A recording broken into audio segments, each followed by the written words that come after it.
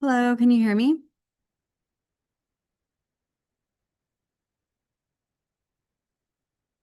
Give me just a second.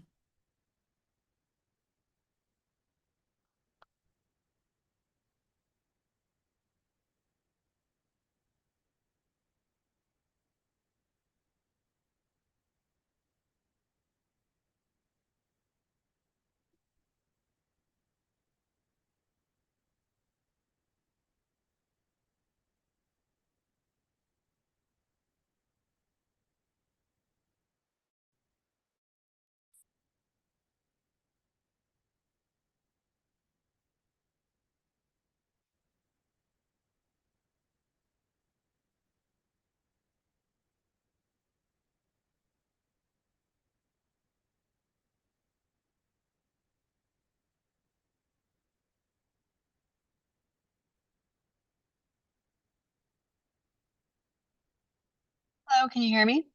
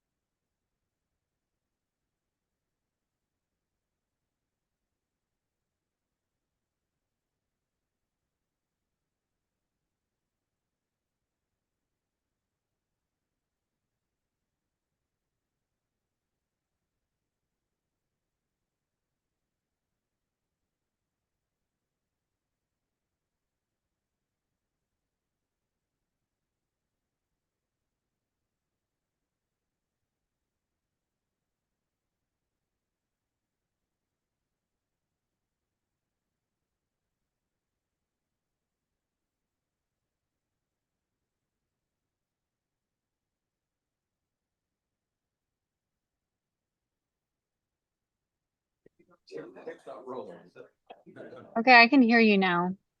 Good evening, everyone. I'd like to call to order this Town Council, July 15th, 2026 Town Council double feature workshop featuring presentations and discussions on the Complete Streets Toolbox, as well as the Wood Bank. We've got about an hour and a half. We're planning to spend roughly 45 minutes on each. We'll see how it goes.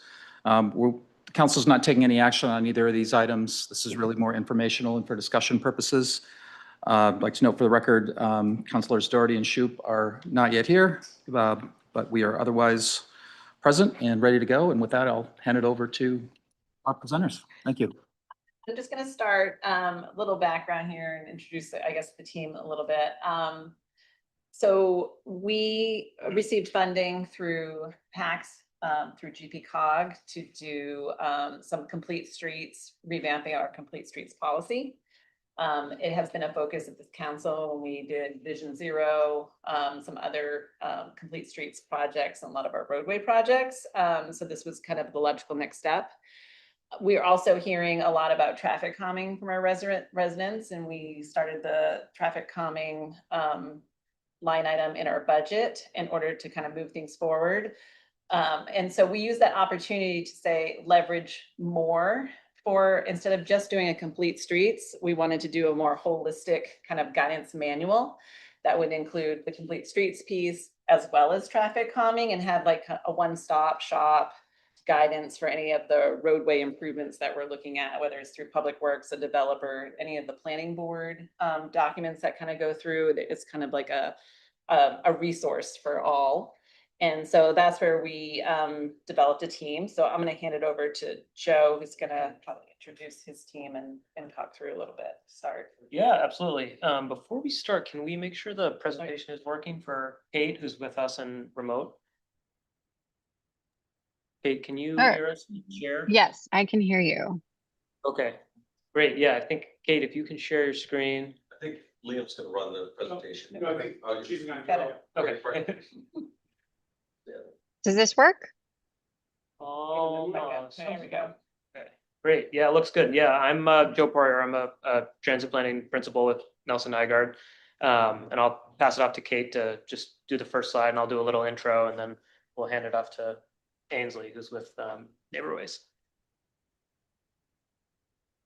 Sure. Hi, folks. Kate Elliott. I'm a principal here at Nelson Nygaard and serve as the project manager. I also worked with Joe and GPCOG on the GPCOG Regional Complete Streets Design Guidebook. And I will pass it off to Ainsley. Hi, everyone. I'm Ainsley Judge with NeighborWays Design. Got to work on the traffic calming toolkit portion of this manual. Great. Yeah, if you can go to the next slide, Kate. The agenda for our meeting, we've got about 25 minutes to walk through the presentation and then more time for discussion. We'll do a quick background of this project, and then we'll go over the manual at a high level and then through each chapter step by step in more detail, and then talk about how the manual might actually be applied in practice, and then quickly next steps. Next slide. Thank you. Yeah, so we've got a background slide here, which probably a lot of you are very familiar with. And we really just wanted to communicate that the idea of complete streets and traffic calming is not something that's radically new in the region. It's something that the GPCOG, other municipalities in the region and town of Scarborough have been working on for a decade plus. So you can see here, there's a whole list of plans. Scarborough adopted its first complete streets policy in 2016, and then there's a series of plans both regionally and in Scarborough that call for complete streets and traffic calming. And of course, you all are probably familiar that residents have been asking for traffic calming at sort of an accelerated pace in the past few years. And this sort of coincided with GPCOG's latest push to also help municipalities with traffic calming and complete streets, and that sort of culminated in a guidebook that they developed in 2025, which is a great document, but is not always as specific to each municipality's context. Every municipality is a little different. So part of our work was to develop something that's a little more bespoke for Scarborough. Slide, please. Yeah, and I think, as was already mentioned, this is not just a complete streets design guidance manual in response to so much community focus on traffic calming. This is a complete streets and traffic calming guidance manual, which is kind of special. Next slide. So quickly, the goals and objectives for this work. The real principal goal is to develop design guidance for safer complete streets. Also to develop a framework that allows for consistent implementation of complete streets. So, not implementing complete streets or traffic calming treatment on one neighborhood that's radically different from another neighborhood. This idea of consistency and predictability is important. And then, of course, having a document that can sort of explain some of the trade-offs. Most rights of way are not going to get any wider, and traffic calming and changing the right of way may involve balancing priorities. So we wanted to have a document that sort of enumerated that as well, and everything within this lens of traffic safety. I think, Kate, you can take it from here. Sure. So the manual is split into 5 different chapters. The introduction covers the goals and principles and some of the background that Joe just went over. The policy and planning context is really the key documents and policies that govern complete streets projects and roadway design within the town. We developed a complete streets map that, essentially maps the street types across Scarborough streets. That's a chapter that's dedicated to that section and the methods that we used to determine what street should be what street type. The bulk of the kind of design guidance is really covered in chapters 4 and 5. So chapter 4 is each street type with some narrative that supports what the street type is, as well as an introduction that kind of explains the framework for how to use the street types. Each street type is also summarized in terms of what its typical roadway context is, as well as what the design guidance is, which gets into some of the potential treatments. We have individual treatment guidance, which we'll go over at a high level today to cover different traffic calming tools. Traffic calming tools are typically kind of outlined in terms of impacts horizontally, vertically, traffic control, treatments and operations, landscaping and placemaking tools, and other policy considerations. I wanted to spend a little bit of time just kind of explaining the purpose of the street types, since this can be a bit of an elusive thing. So if folks are familiar with the NACTO Urban Street Design Guide, this really popularized the use of street types as a design tool to essentially create different typologies that show different cross sections and potential treatments that could look into repurposing and balancing different priorities on streets. But one of the reasons that this sort of national tool has been adopted into unique design guidance for different cities, villages, and towns is that it really is focused on sort of urban streets at a national level. So in a lot of cases, to really think about, how to adopt those in a context-sensitive way, it makes sense for each town to create its own street types, which is what, we did. We also, for those familiar with the Regional Complete Streets Design Guidebook, it has its own street type framework, which we used as a foundation for this effort, but ultimately we wanted to create street types that really fit the character of Scarborough. We developed design guidance, but one thing I'll cover more in a second is that, guidance is not design requirements. Any one street type does not necessarily prohibit a certain treatment. Each project is going to require kind of a set of existing conditions work that, diagnoses some of the problems. When I was speaking to another colleague that's developed a similar document for her city, what she mentioned is that this is a tool that kind of allows you to skip the first 6 meetings. So that's maybe one way to think about this in terms of how it streamlines design and how it can be used. It doesn't necessarily replace some of the standards documents that agencies like Maine DOT have. So these are the Scarborough street types that we developed. A few of them are variations of a street type. So like, for example, we have neighborhood connectors, local streets, and beach streets. Those are all different types of neighborhood streets, primarily in neighborhood uses and residential uses. And then there are also sort of village and town streets, the village and town connector, and the town center street. So the major corridor, Route 1 is one of the biggest examples of that. These are regional high volume roadways that serve, a large role in the transportation network. They have everything from freight activity to a lot of vehicle activity, and potentially can serve a key role in the multimodal network as well. Rural connectors, there are many rural connectors within the town of Scarborough. These might be more wooded areas and winding streets, often connecting residential areas to open space areas. We've seen some growth in these rural areas and along rural connectors that maybe once were more sort of open space and agricultural uses are now serving as more residential neighborhoods. Industrial business access, there are a small handful of those throughout the town of Scarborough. So those would be serving some of the more larger industrial lots and may have more freight activity. And then, the village and neighborhood streets, those are really some of the more multimodal streets where multimodal use and activity might be a greater priority. We've listed some of the example streets here as well, just to kind of give you an idea and sort of better picture that. And so to translate this in the guidance, I mentioned this earlier, we have roadway context that we use to describe each street. So I pulled some of the key roadway context that we include in our guidance just to sort of better summarize what's on the prior slide. So you can kind of see that some of the higher traffic volume streets are major corridors as well as the connector streets.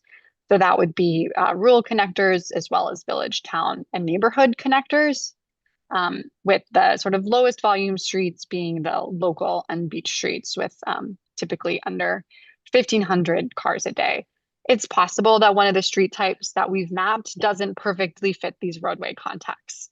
This was used kind of as a general guidance and framework, but not every street may fit perfectly into one of these boxes.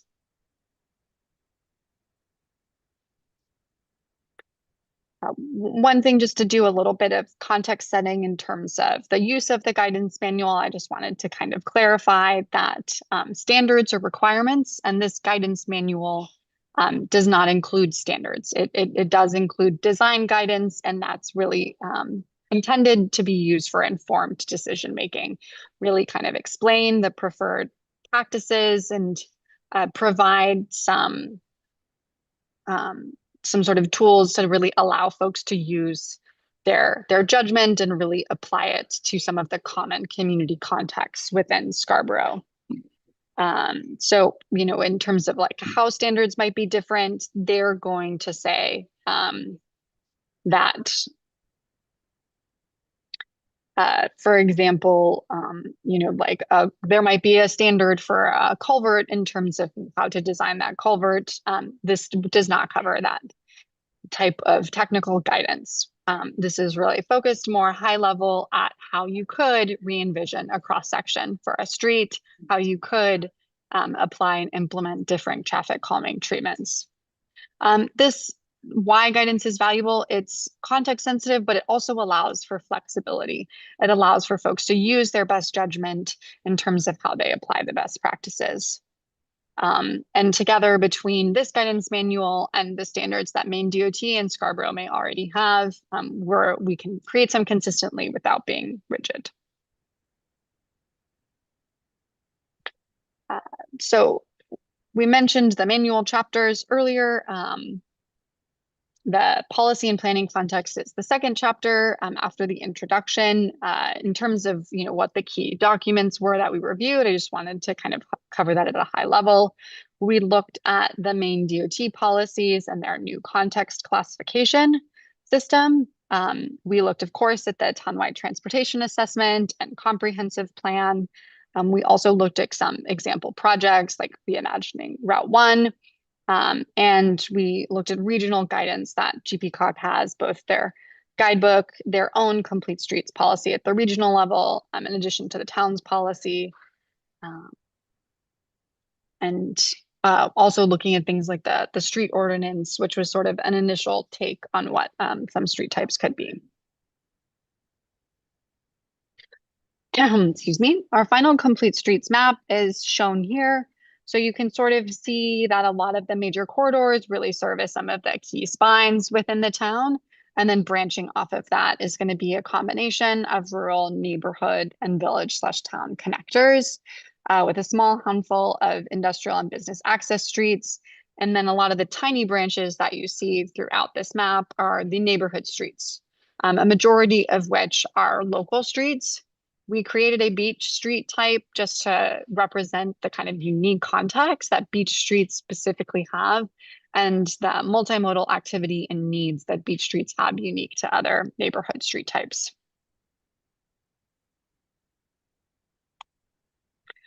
Rightfully so, folks have a lot of ownership over their own street and the streets that they frequent every day. So we got a lot of feedback on the street types specifically as we were developing the guidance manual. And I wanted to make sure I got a chance to sort of cover and validate that. And we really do appreciate all the feedback that we received.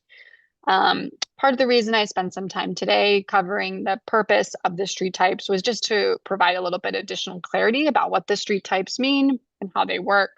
We added that to the guidance manual itself, so I hope folks all find that helpful. One of the key pieces of feedback we heard from a pretty large community was that there was a segment along Ocean Avenue that they didn't feel made sense to be a neighborhood connector. Just because of the multimodal activity that it had and the width of the street. And there were some concerns that, you know, if it was not a beach street like some of the others, that it might not sort of get the same level of traffic calming. One of the things we clarified is that the level of traffic calming is not necessarily dictated by the street type itself. It's going to be based off of kind of the roadway context. So there are a lot of tools, traffic calming tools that apply to neighborhood connector streets. They could potentially also apply to beach streets. But that being said, when we did take a look and investigate it further, we realized that, you know, it is a very narrow street and the character of that street. And it really did make sense for the block that's closest to Higgins Beach to be changed to a beach street. So we made that change.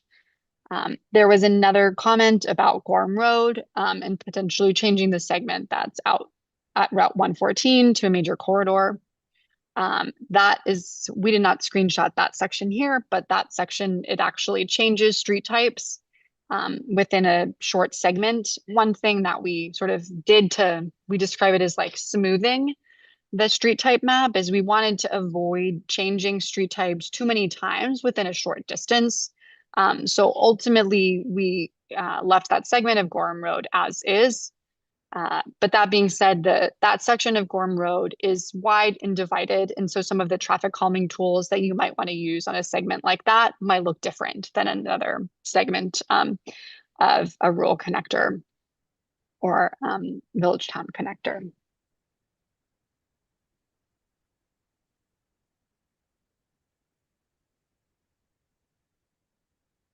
Okay, so I wanted to cover at a high level just some of the cross sections. I want to make sure to give my colleague Ainsley some time to cover traffic calming as well, since we know that's really important to this group. So we developed cross-section level guidance that sort of allows you to envision how streets could kind of look based off of a typical right-of-way. It's possible that there might be a major corridor with a right-of-way that's more narrow than this. This might be a little bit hard to read, but the right-of-way for a major corridor here is recommended, not recommended, but it says typical right-of-way is 100 feet. And so kind of like I said earlier, it's possible the actual width of the roadway may vary, but this sort of indicates that based off of a typical right-of-way, you could potentially, have shoulders, or you could have bike lanes on different streets. You could repurpose space with 100 feet of right-of-way. You actually have a lot of opportunity to integrate different placemaking tools and multimodal tools. So for the major corridor here, we've shown a shared use path and a vegetated buffer on either side of the street. On narrower streets, like a rural connector, you don't quite have that same amount of space, but there is still space to have an expanded shoulder. Village and town streets are some streets that typically have higher multimodal activity. So you'll see that bike lanes are shown in all of the examples here, and that depending on the width of the right-of-way itself, you may have space for some treatments or you may not. So you can see kind of in the type B, we've added a shared use path that allows for a protected bike lane, which is safer than an unprotected and painted bike lane. And then with a potentially even wider street, so 60 versus 66, you can accommodate bike lanes and parking. The neighborhood streets, so these are narrower streets typically. So you see the 50-foot right-of-way along, commonly along different neighborhood connectors, and then the 20-foot right-of-way. Within the 20-foot right-of-way, there's not a lot of opportunity to repurpose space, but that doesn't mean it's not possible. It kind of depends on the parking configuration. On a neighborhood connector, you can see that we've shown here pedestrian zones, and we've also shown bike lanes on either side of the street. I think ultimately when streets like neighborhood connectors are reconstructed, it's an opportunity to see if there's the possibility of sidewalk expansion in addition to bike lanes. I wanted to provide an example of the design guidance so you can kind of see this. So I'll just quickly cover this before I pass it off to Ainsley. So the way we've organized the design guidance for each street type, we have the roadway context, which we covered earlier. We have the design guidance, and then we have some specific treatment guidance related to traffic calming. So this gives ranges for the typical posted speed limit, as well as the target speed limit. So target, in this case, would really be the preferred operating speed. It's possible that the target speed might be lower on some streets. Design vehicle. So this is something when you're engineering streets, you need to determine what the right turning radius is to use. So here you can see like we've used delivery trucks. That's what that means here. And control vehicle. So that means there might be some trucks and semi-trailers but they're relatively infrequent. So you want to make sure that they can make the movement safely, but you may not necessarily stripe the roadway markings exactly for a larger truck. And then the treatment guidance, we'll cover that in more detail in the next section in terms of what a horizontal, vertical, traffic control, and landscaping tool might be, but we've provided just some high-level recommendations on what might typically work on one street type better than the other.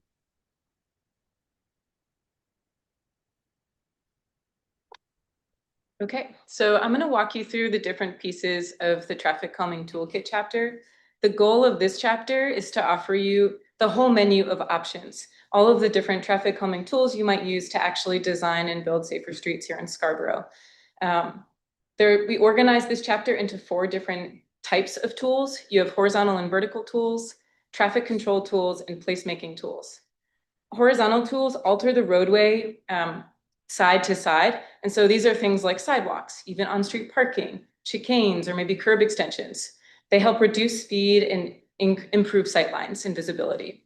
Then you have vertical tools, which, as it suggests, uses verticality like a speed hump or a raised crosswalk or a speed table to slow down cars. They're often sometimes used to channelize traffic or separate different types of uses.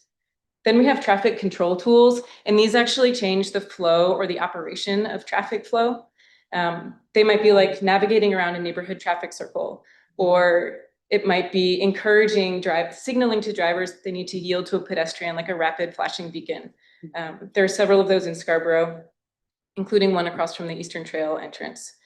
And then there are placemaking tools. And these are elements that help enhance the street, make it look more beautiful, enhance the pedestrian realm, make it nicer for everybody to travel through it. And that includes landscaping elements, but it can also be art and asphalt art or different gateway treatments like that. These tools, placemaking tools, can be really useful on any street type, but especially rural streets. And you can see in the image here, there's a little cattail icon next to the placemaking tool image there. And so we use that icon throughout the chapter to kind of indicate when any of the given tools would be particularly useful in a rural context. Ainsley, is it accurate to say that those types of placemaking tools can also kind of serve as visual cues that could cause people to slow down a little bit? Oh, definitely. Pay attention Yeah. to what's going on. It is like one of the, Something is there. Yeah. absolutely, thank you. It is one of the categories of traffic calming tools. Yeah. So on the next slide, we kind of pulled out what an example treatment might look like. So all of the traffic calming tools that you'll find in the chapter, of which there are many, they'll each get their own page. And so this is the curb extension. This is a horizontal tool that you've probably seen. I think there's one on Pine Point Road, maybe on Scarborough Downs Road, but it's an extension of the sidewalk that helps increase visibility for pedestrians when they're crossing, and it effectively reduces the crosswalk distance, so they don't have to cross the entire right-of-way.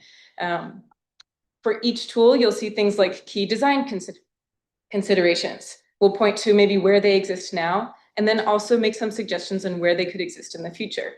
We avoid some real specific language in that part, but kind of speak to the street types. So that way you can use your own guidance, your own local knowledge to help indicate where this tool might get used. And then at the end of the chapter, we have a chart. So this chart is like a summary chart. And so it's taking all of the traffic calming tools and organizing them by street type. It's designed to be used as a really quick reference. So you can, as you're thinking about implementing some traffic calming treatment on any given street, or even an intersection, you can isolate for that street type by using the columns, or you could isolate for any of those rows and say like, okay, you mentioned you want a speed hump. Well, let me see, like, where's the preferred context for this? We have 2 different colors in this chart, and the darker orange is preferred and the lighter orange is context specific. As Kate mentioned earlier, though, I do want to echo this idea that just because you have a certain street type doesn't mean that you can't use a certain treatment there. There are just maybe preferred recommendations, some context sensitive things to consider. But all of the street types have a pretty wide general description. And so if you're looking at a street, you want to make sure that you're looking at that specific volume, speed data, the different things that would maybe indicate that a certain tool should be used. But just to pull out an example here, sidewalks, I think, is the first one, so it should be easy to see. Sidewalks are great on a lot of different types of streets. And so you can just see that on like a village connector, which is, or the major corridor, it can be useful because it helps clearly delineate where a pedestrian can be, which is really challenging on a 5-lane road. But then you can also see they're preferred on like a town center road, where you might expect a density of uses where pedestrians are present. And then the next chart on the next slide is more of a matrix. And so this is a benefits and trade-offs matrix. So this is really like a decision tool. It's like, okay, you've thought about your options, you've kind of narrowed it down to what street type you have, maybe some preferred options that you're considering. And this final tool is something to look at and say, okay, what are maybe you're deciding between 2 or 3 different treatments to apply on a given street. You could say, what are the trade-offs here? What's my cost?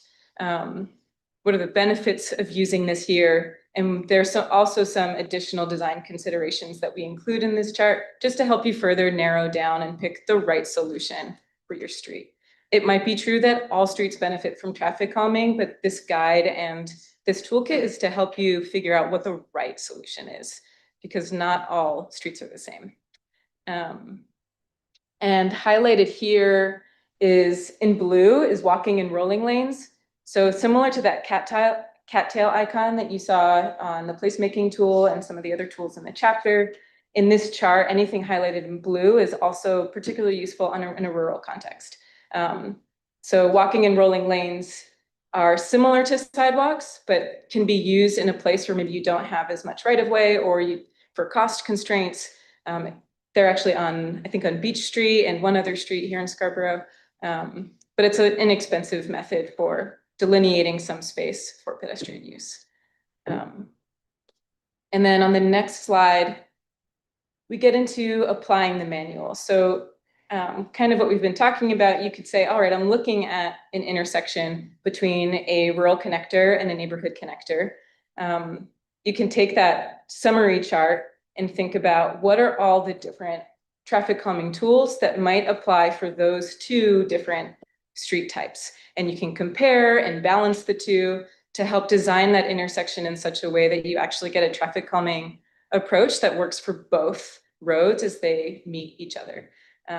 In this case, we could look at a rural connector meets a neighborhood connector. Some of the horizontal tools that might apply is like lane narrowing, a curb extension, a gateway treatment, which is something at the beginning where you enter onto that road that can help signal that maybe there's a speed limit change. Maybe there are more people walking here.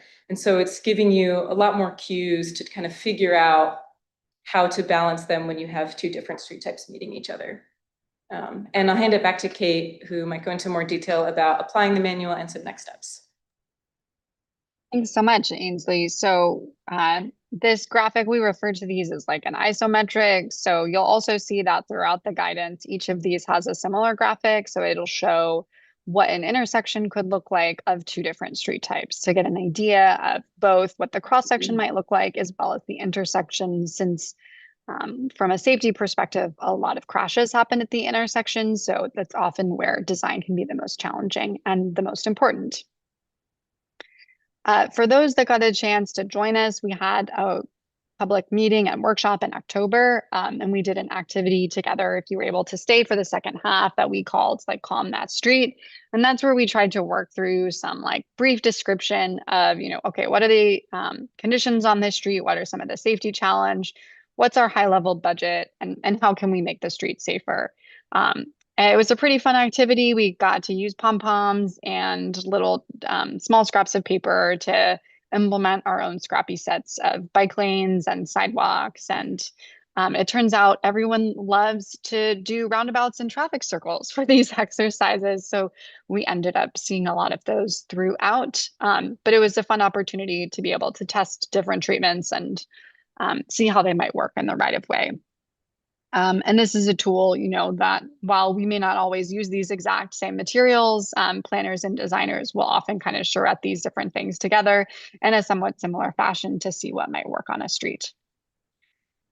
So this is our kind of final slide. We are now at the point that the manual is finalized. We've had a chance to incorporate the great feedback that we've received from the town and from the public, and are now recommending this to you all for final review and adoption. We are working now on a traffic calming pilot, which we're really excited about because it's an opportunity to apply the manual. And we hope that the manual gets is applied to future projects and really supports the expansion of complete streets and traffic calming and safer streets throughout the town of Scarborough. So thank you everyone for your time, and we look forward to answering any of your questions. Thank you very much, all of you, for that presentation. Any questions, comments? Joe? Yeah, sure. Thank you. Great. That was I read all this, but having you speak to it and give examples, made it much more clear. So thank you all for that. I guess a couple of questions. When we approve a development now, do we have a prototype? So we're saying this, this development's going in here. And we know that this is the type of, scenario we want. We want traffic calming, we want, sidewalks, we want crosswalks painted. So when the developer comes to us, are we including that as part of the requirement that when the project's approved, that just goes in on the developer as part of the integrated cost of the development? I guess a little of two things. We do have currently in our ordinance certain standards like sidewalks and things like that. And I know Autumn, you can chime in if I go astray. That we have the conversation through the planning board and implementing those type of things. I think with this manual, it broadens that conversation to start talking about, say, raised crosswalks or bump outs or things like that in some of the corridors. I think most corridors we're going to see new development is going to be a local street. So it's certain context. We have recently had the unique opportunity where we have more collectors come through with the downs. So the conversation is changing. The ordinance right now isn't written to require certain things, but that doesn't mean that we can't have more language around that in our ordinance. And we could definitely have a conversation with the ordinance committee about that piece too. Just seems like a good opportunity to integrate everything. Thank you. Yeah, I was gonna be kind of my question is what's the practical implementation of this? Is it really through the planning board, as you mentioned, that has this? And so is there a plan to get them trained on this so that they have it and understand it and leverage it for when they're doing certain projects? So that's one question. And then it also seems like for staff, as you guys through the traffic calming committee get those requests coming in, I'm assuming this is really helpful for you to say, beyond speed tables, because that seems to be the request is we need speed tables, but it seems like there's many options and sometimes speed tables aren't popular. And so even if a speed table doesn't make the cut because somebody votes it down, I know the way the policy works is that people can essentially say we don't want it, but that doesn't mean that there aren't other alternatives that could help and go into place. And so it's great to see so many options that when that committee looks at different projects, maybe speed tables are the solution, maybe they're not, but it seems like there are other things that could be done that you outlined. Because I don't think we as a council probably would ever do anything with this manual per se. But it seems like for planning board and staff, it's going to be extremely helpful from a planning perspective. I guess I'll just say also in this manual, they have added a section on recommendations for updating our traffic calming policy. To your point, we have a set protocol, kind of like how the application goes through the process and how traffic calming is kind of vetted. There are some good recommendations in there that I know is one of the council goals is going back to transportation, looking at updating that. And so this is kind of that next step was to get council kind of to look at it and see what you guys wanted to do for endorsement or acceptance of this, and that gives staff the next piece to then go back to Transportation Committee with these recommendations. And like I said, there's very specific recommendations for the policy updates. So that's helpful.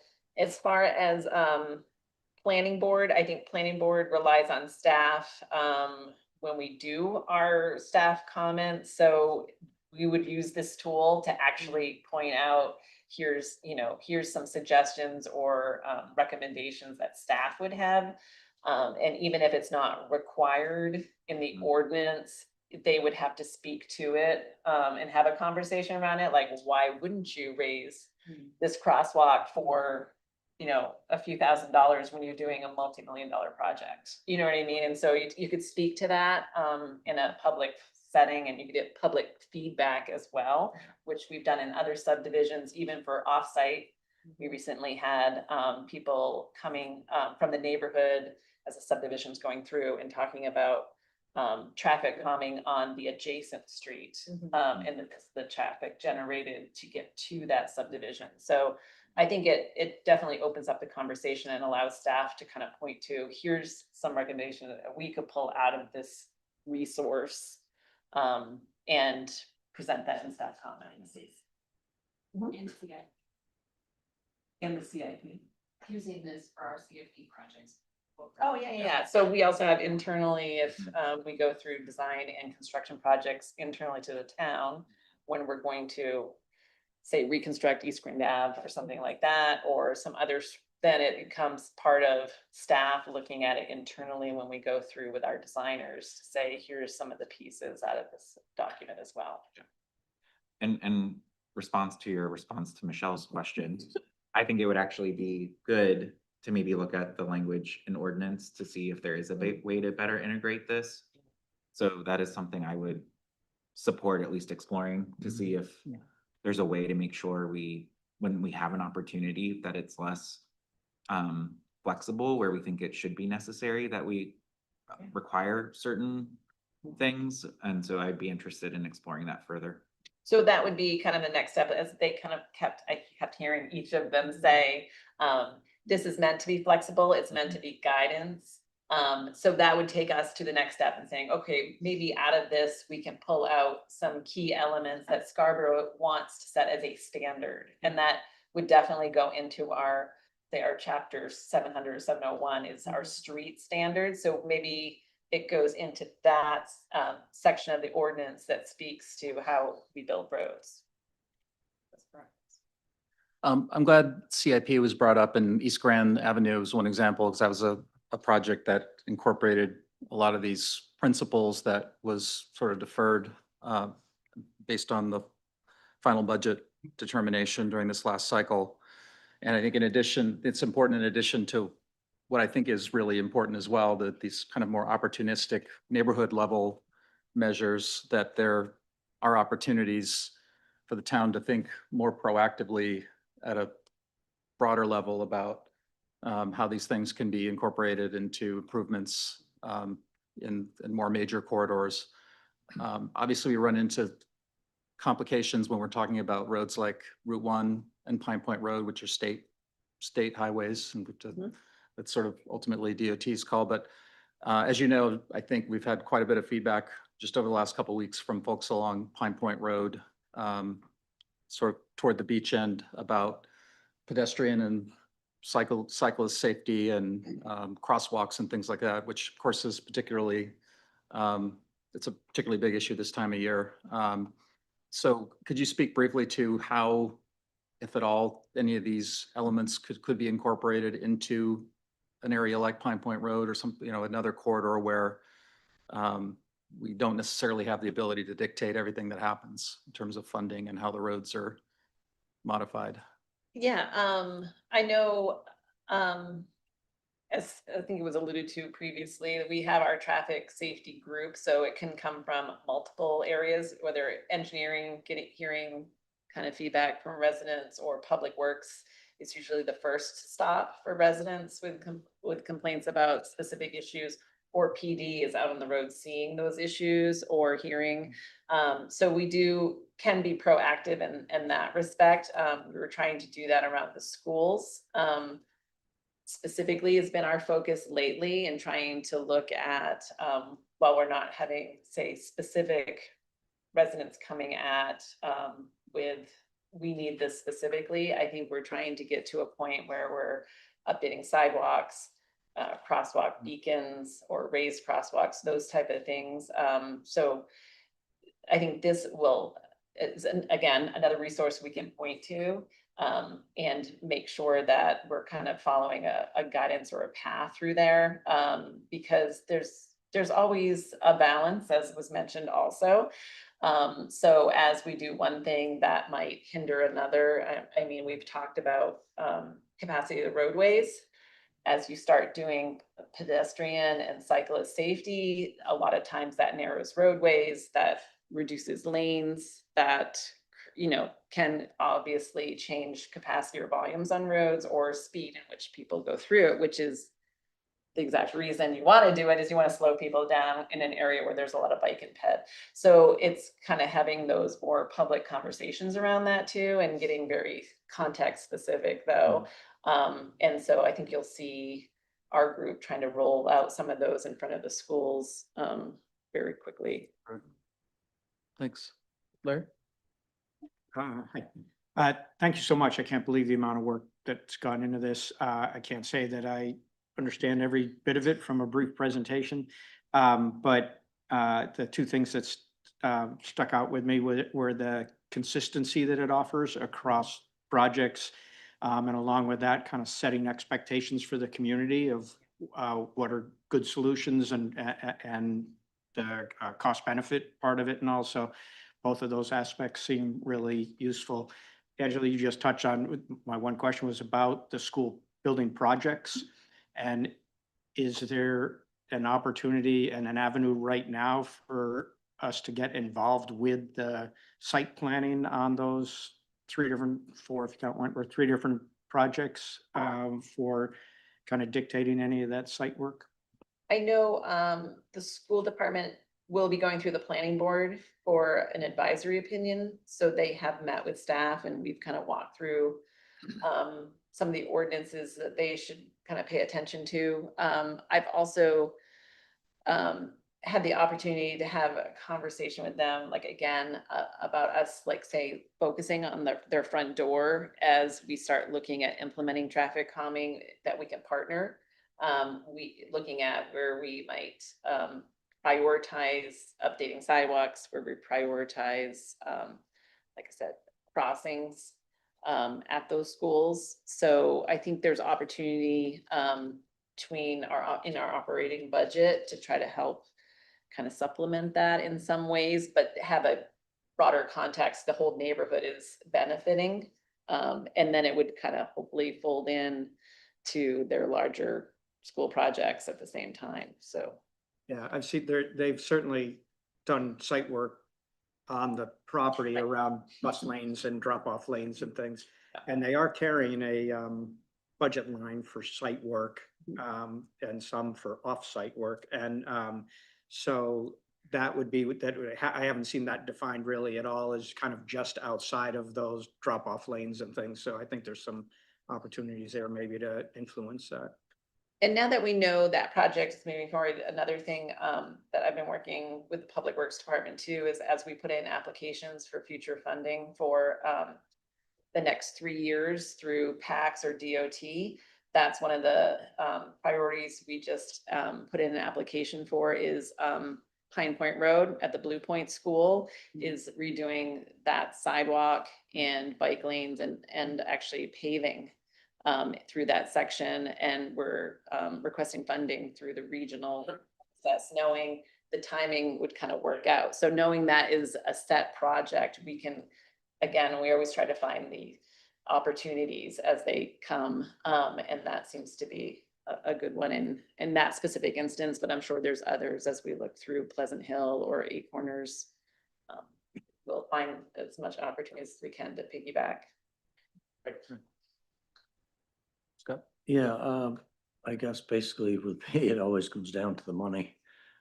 It's expensive to do and you have to, like you said, you have to, you know, cost benefit ratio. I guess the big thing is learn from your mistakes and things that have been done. As far as I'm concerned, we have the project going on with the speed bumps and the left turn lane. And I've had a lot of complaints about that. And it doesn't make sense to me if they're gonna have that like a permanent thing. The worst thing you can do in the left turn lane is wait to the last minute and then turn into the left turn lane and then you're still in the through lane. You know what I mean? You really should move over very prematurely into the left turn lane if you're gonna take the left turn. And those speed bumps, you may get people that will say, I don't wanna go over those speed bumps, so I'm gonna cut in just behind it, and then their car's still sticking out. And it's almost like it'd be a more dangerous thing to me, and the suspension of a vehicle. So I don't care for them, and I've had people call me and complain about them. So there's that test thing, and of course, the state wanting to shut down a lane on Route 1 and cross the marsh is absolutely ludicrous. We took away the left turn lane going on to the old Easton, going down Black Point Road. That was the worst mistake we ever did.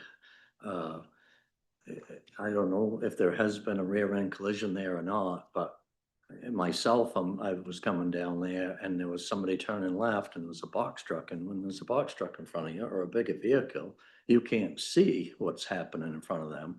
So he all of a sudden, he just come to, he had to stop.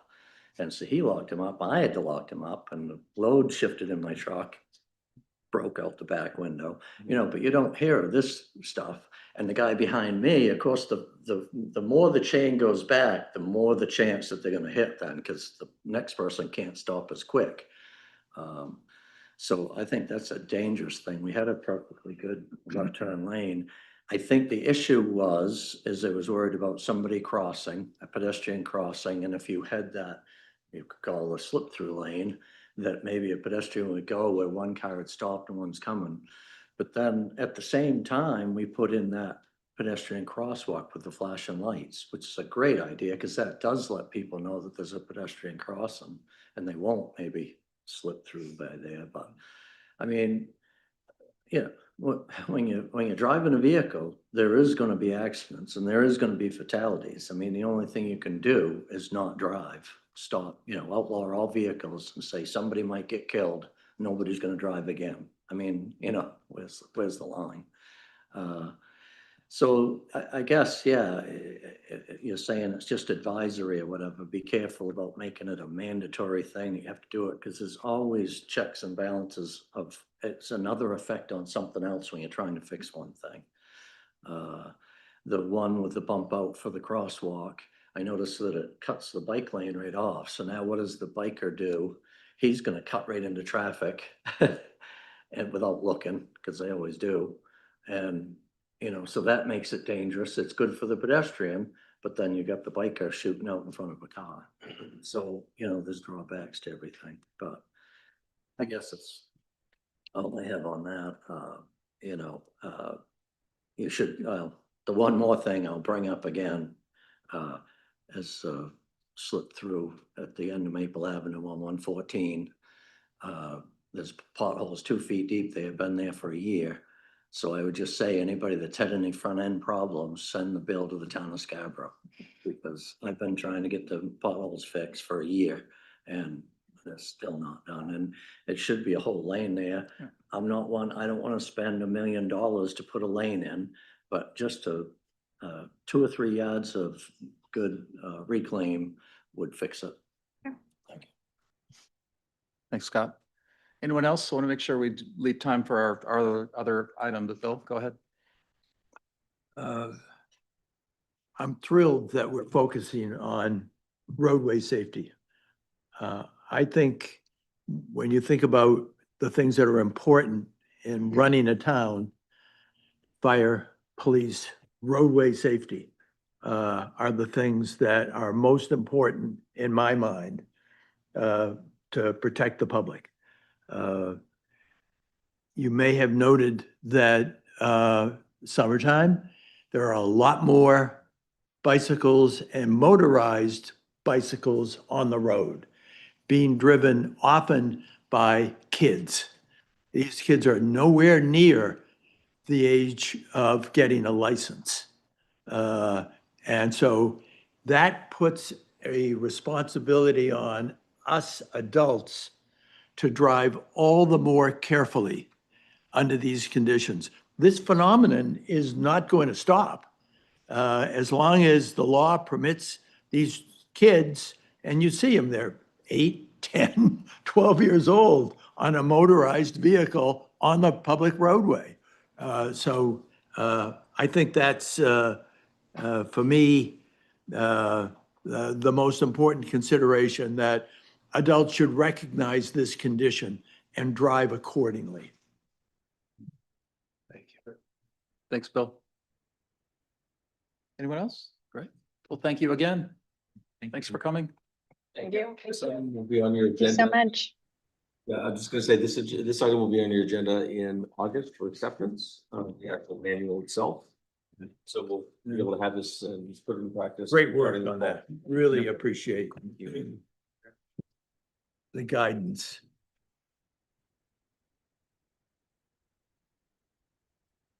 Woodbank, Steffi, Patrick, Jeremy. Tony, Steve. So we're running short on time. Just while they take their seat, I'll just provide a couple of words of introduction.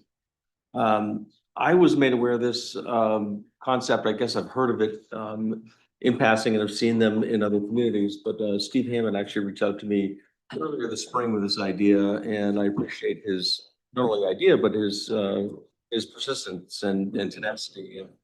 I was able to arrange an initial meeting, and clearly it's a concept that gained some traction very quickly.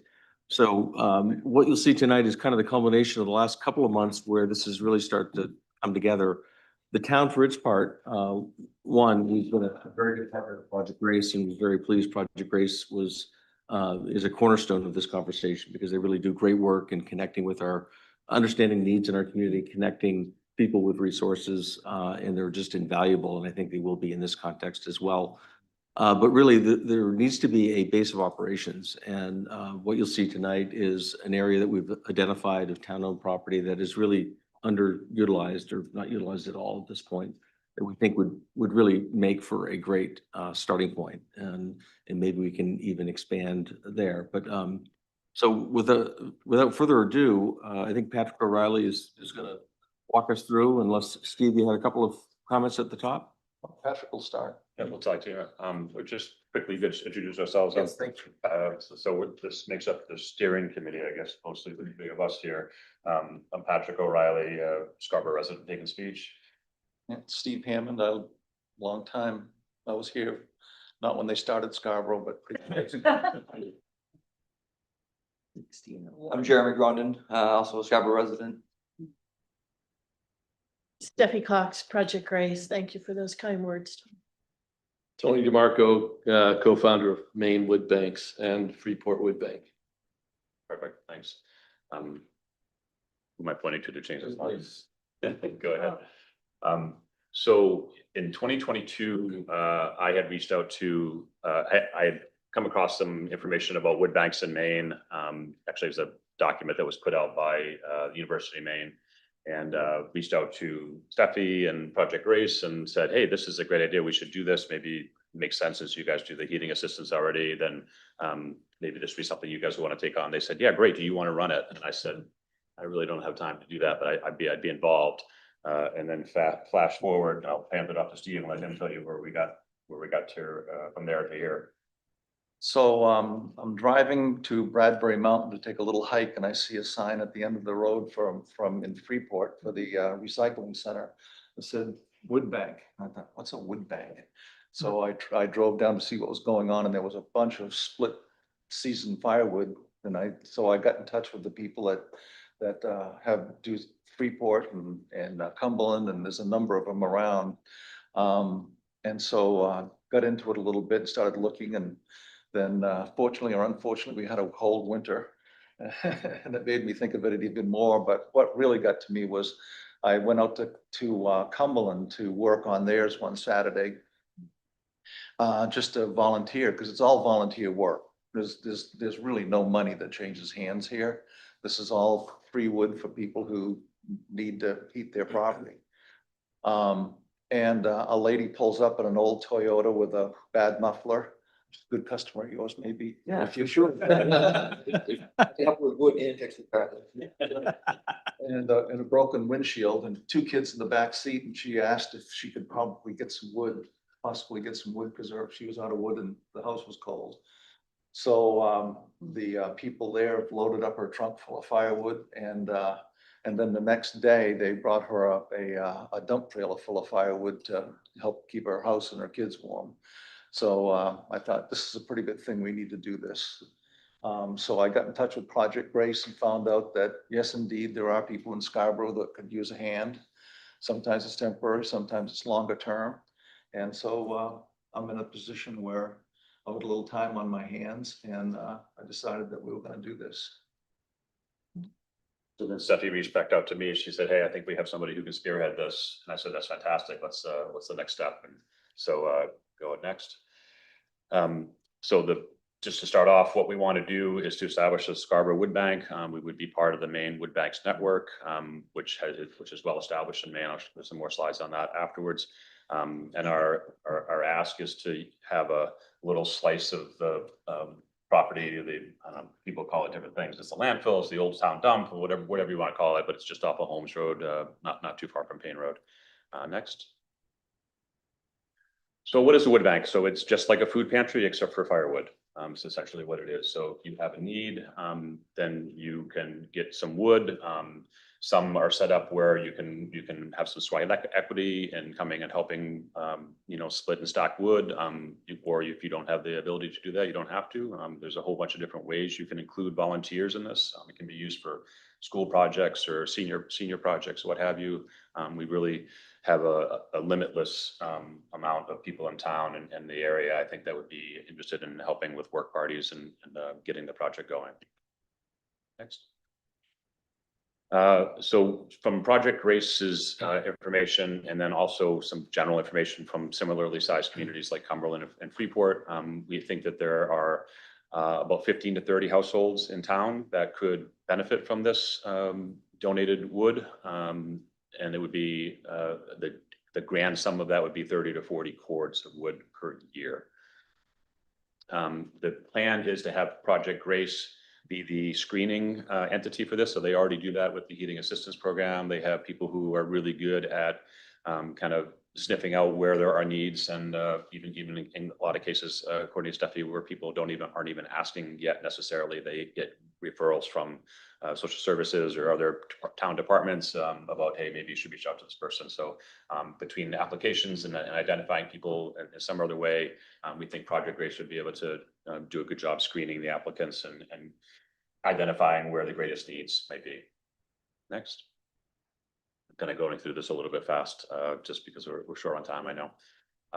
So like I said, the steering committee, so the one who's not here is Art Ledoux, who is also on the Project Grace board, I believe, correct? So Steve, myself, Jeremy, and Art are the initial steering committee. We have been working with Public Works and the town manager so far, obviously Project Grace, a lot of great help from Tony and the Maine Wood Banks Network. And then we've also been talking with Andrew at the Scarborough Land Trust because they have quite a bit of downfall and other things that we might be able to take advantage of. And they have to do select cuts on some of the forest management plan properties that they have as well. And then obviously Maine Wood Banks, Alliance for Green Heat, and the University of Maine as well. So we've made some really good inroads through the steering committee and through Project Grace as well. So we have been approved to be part of the Maine Wood Banks Network. With the Maine Wood Banks Network, I'm not going to read through all of this, but the key takeaway for me here as an accountant is that we don't have to get our own tax status statement. We don't have to file a 990 as a member of Wood Banks Network. All the donations would flow through them, and we would fall under their auspices in terms of being a 501c3 for nonprofit status and also for filing nonprofit tax return. May I add? Yeah, go ahead. In addition to that, there is a provision for insurance and training and volunteer safety, that whole management aspect. They call it Wood Bank in a Box. It's been incredibly useful to this initiative. Yes, go ahead. I'll just expand on that. Yeah. With just a minute of background, the Maine Wood Banks was started in 2025. It was basically 3 wood banks coming together, Cumberland, Freeport, and Topsom, with the goal of helping wood banks start up in other communities. And so since then, we've expanded to 8 wood banks in just a year. And really, the goal is to make it easy, to remove all of the barriers that people find. The financials are a big part because most of the folks who want to run a wood bank want to get out there and split wood and deliver it and help people. They don't want to be balancing the books and filing 990s. So we take on fiscal responsibility. We have a treasurer, we have a bookkeeper, but we also identify an insurance agent, and we insure all of the wood banks for hazard insurance liability, and then director and officers if any of the steering committee members become officers of the Maine Wood Banks. We talked about best practices and just the Scarborough Wood Bank model is very much like the Freeport Wood Bank model in that Freeport partners with Freeport Community Services. Freeport Community Services offers basically provides the names of recipients to the Freeport Wood Bank, and then we either deliver or we will be having people come to the wood bank to receive wood. So there's a common model, but there are a lot of different models that can be used. And then, but I think the most appealing part is that the individual wood bank retains its independence. The wood bank has the opportunity to have their own bank account it's a sub account within a master bank account at Bath Savings. And then, and so there's financial independence, but with the security of being part of Maine Wood Banks. There's startup funds if needed, and grant writing support and fundraising support. So it's kind of a full service package.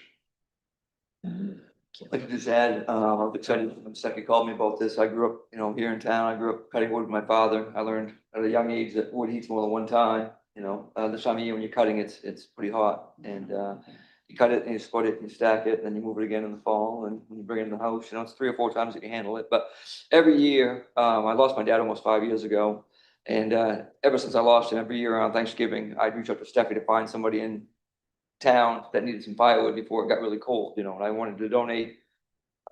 I usually donate 1/3 of a cord at a time. It's in a big bag, and the first person she asked me to go see, I was a little skeptical when I first got there because I turned around to the neighborhood and I'm like, wow, this doesn't look like anybody that really needs assistance. But you go a little bit further, and sure enough, I found the house, and the woman was out there, and it was just a perfect picture of somebody that needed the help. She was out there attending to the wood that she had and trying to pile it up, find a tarp.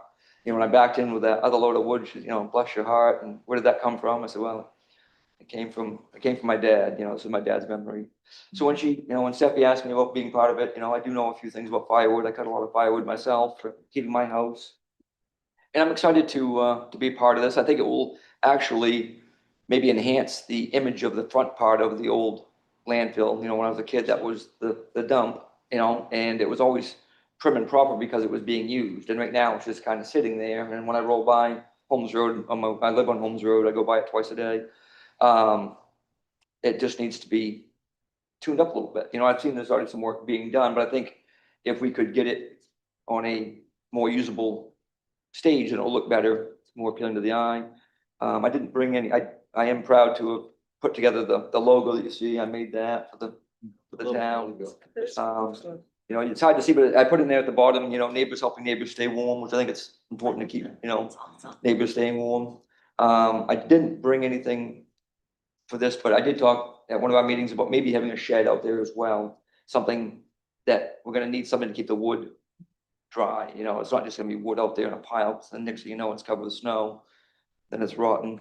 So we'd have to have, a decent area out there, but also some sort of a shed, I think, to keep the wood or at least something to keep it, dry, whether or not it's just pallets on the ground with a tarp, but I think if we had a shed of some sort that looked really clean and neat, that would be something for down the road. Of course, we can't, this is our first year of trying this, and I talked with Stephanie saying I can try to help maybe supply some wood this year. I have a little excess wood, so maybe we can see how it goes, but I think it's gonna be a good thing for the town, so. So another piece of this, and it's on this slide, is the admin fee. So it's 5% of the cash donations, up to $1,000 annually, and the first year's free, go to covering those costs of insurance and administering, filing the 990 and the bookkeeping and all that too. So that is, anybody who's priced out accounting work or anything like that recently, that is a very small price to pay. So it's well worth it. Next, I think it's just another one about the wood banks. So this is, Tony, This just shows the green orange, ones are where they are? the orange dots are the main wood bank, Okay. new wood banks with main wood banks, and the green dots are those are wood banks that have existed for quite some time. So it's not a brand new idea. It was new to me a few years ago, but it's definitely becoming more and more prevalent. So the location, the road going from left to right on the top of the screen is Holmes Road, and you can see the kind of like the U-shaped perimeter road of the old town dump landfill, now landfill. There's quite a number of different piles in the area. There's some stuff that's been shipped. There's some ground up concrete and asphalt in different piles, but the red or orange hashed area, which is as you just come in the gate, so that's just to the left of the entrance to the primary entrance to the property off of Holmes Road, is where we're proposing that we have a set aside space for us to, put in a shipping container to store wood chippers and wood splitters and chainsaws and equipment, safety equipment, things like that, and then a place to maybe have some bags or rows of a shed area or a lean-to area type of thing to be able to keep the wood dry, stacking areas, work areas. It's not a huge space. I mean, currently, I think we might have to have Public Works push something back a little bit and maybe throw some gravel down or something like that to have it be a little bit more out of the way of the primary egress for that area. But that's where we're talking about. We did meet with Doug Hammond, Doug Howard from Public Works. You're Hammond, just in case you were wondering. They did reach out to DEP. Public Works reached out to DEP to see, because it's under a permit, a DEP permit as a landfill area, to see if that was an acceptable accessory use for the property, and DEP had no issues with it whatsoever. So we're in the clear there. Next.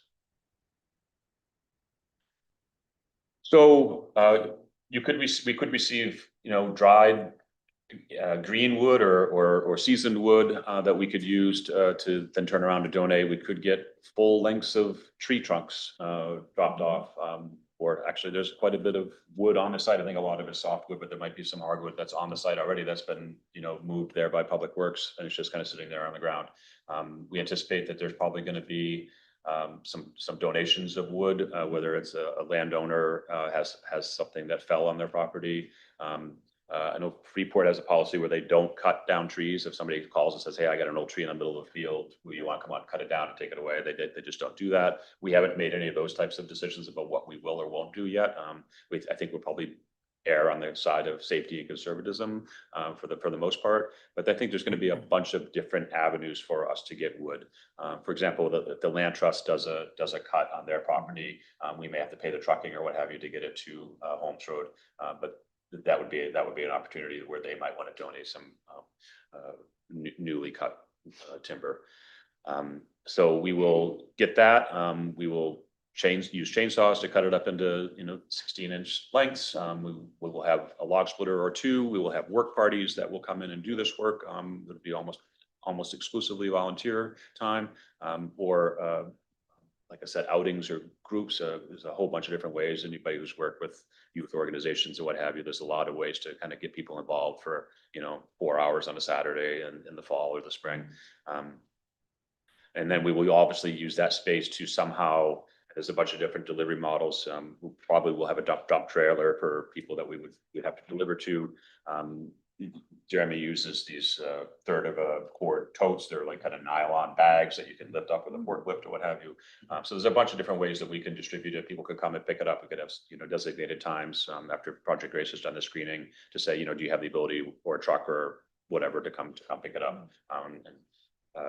There's a little bit of concern about theft, but from my mind, if somebody steals from a volunteer operation like this, we want to make it not easy so that they can't back a dump truck up and take a whole bunch of wood. But if somebody, is cold and they go over there and pick it up, and, that's not the end of the world either. And it's probably their need is great. And there's probably some people that don't want to admit that they have a need to, so we do want to try to keep it out of sight and segregated a little bit and safe. So next. We have every intention of keeping the volunteers safe. Just because you show up with a rusty chainsaw, that doesn't mean you're going to go out and start cutting up our wood.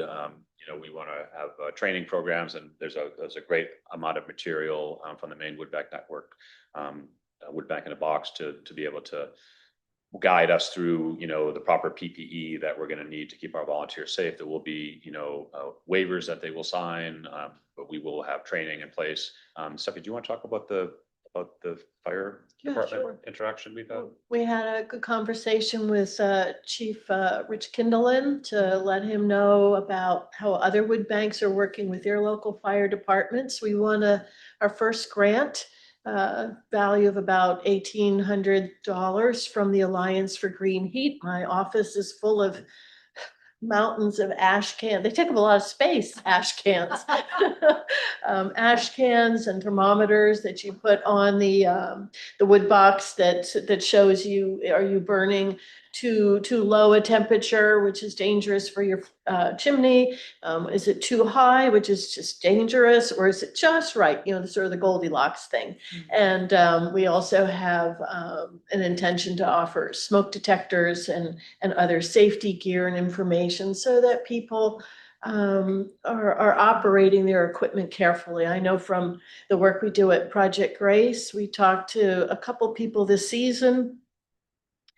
I don't want to say never, but it had been more than 10 years since anybody had looked at their furnace to clean it, inspect it, what have you. So we're taking a look at that as well going forward to make sure people are using the energy efficiently, cost effectively, but primarily safely.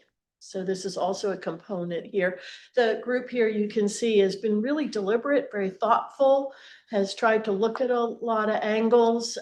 We're following some of the best practices put forward by the University of Maine, which has been advising wood banks around the state for a number of years so far, and leaning a lot on Tony too. Tony's been an angel for us, Yeah. really, Yeah. in the network as well. Next, please. So this is just almost a back of the napkin budget that we came up with, the core equipment that we're going to need to get ourselves going. And it's not a big number. We're not asking the town for any of this money, by the way, so don't get worried about that. We have gotten an additional $1,000 seed capital from Project Grace. And I think once we get the green light to go, this is going to be a very, very easy lift for us to raise the money. Next, please.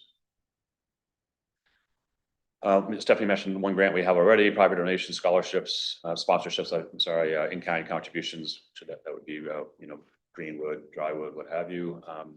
And we're gonna have I think we might have a line on a donation for a shipping container already, or two, to be able to store equipment in. So we're well on our way to making this a success from the get-go. We've only been together doing this for Less than 3 months. 3 months. Wow. Next, That's because I remember everybody. And when Patrick came to me and Bert and talked to us, I think also Bruce Wild, sort of the Johnny Appleseed of wood banks in Maine, came to Tom a few years ago. And then we talked to Steve, who we know.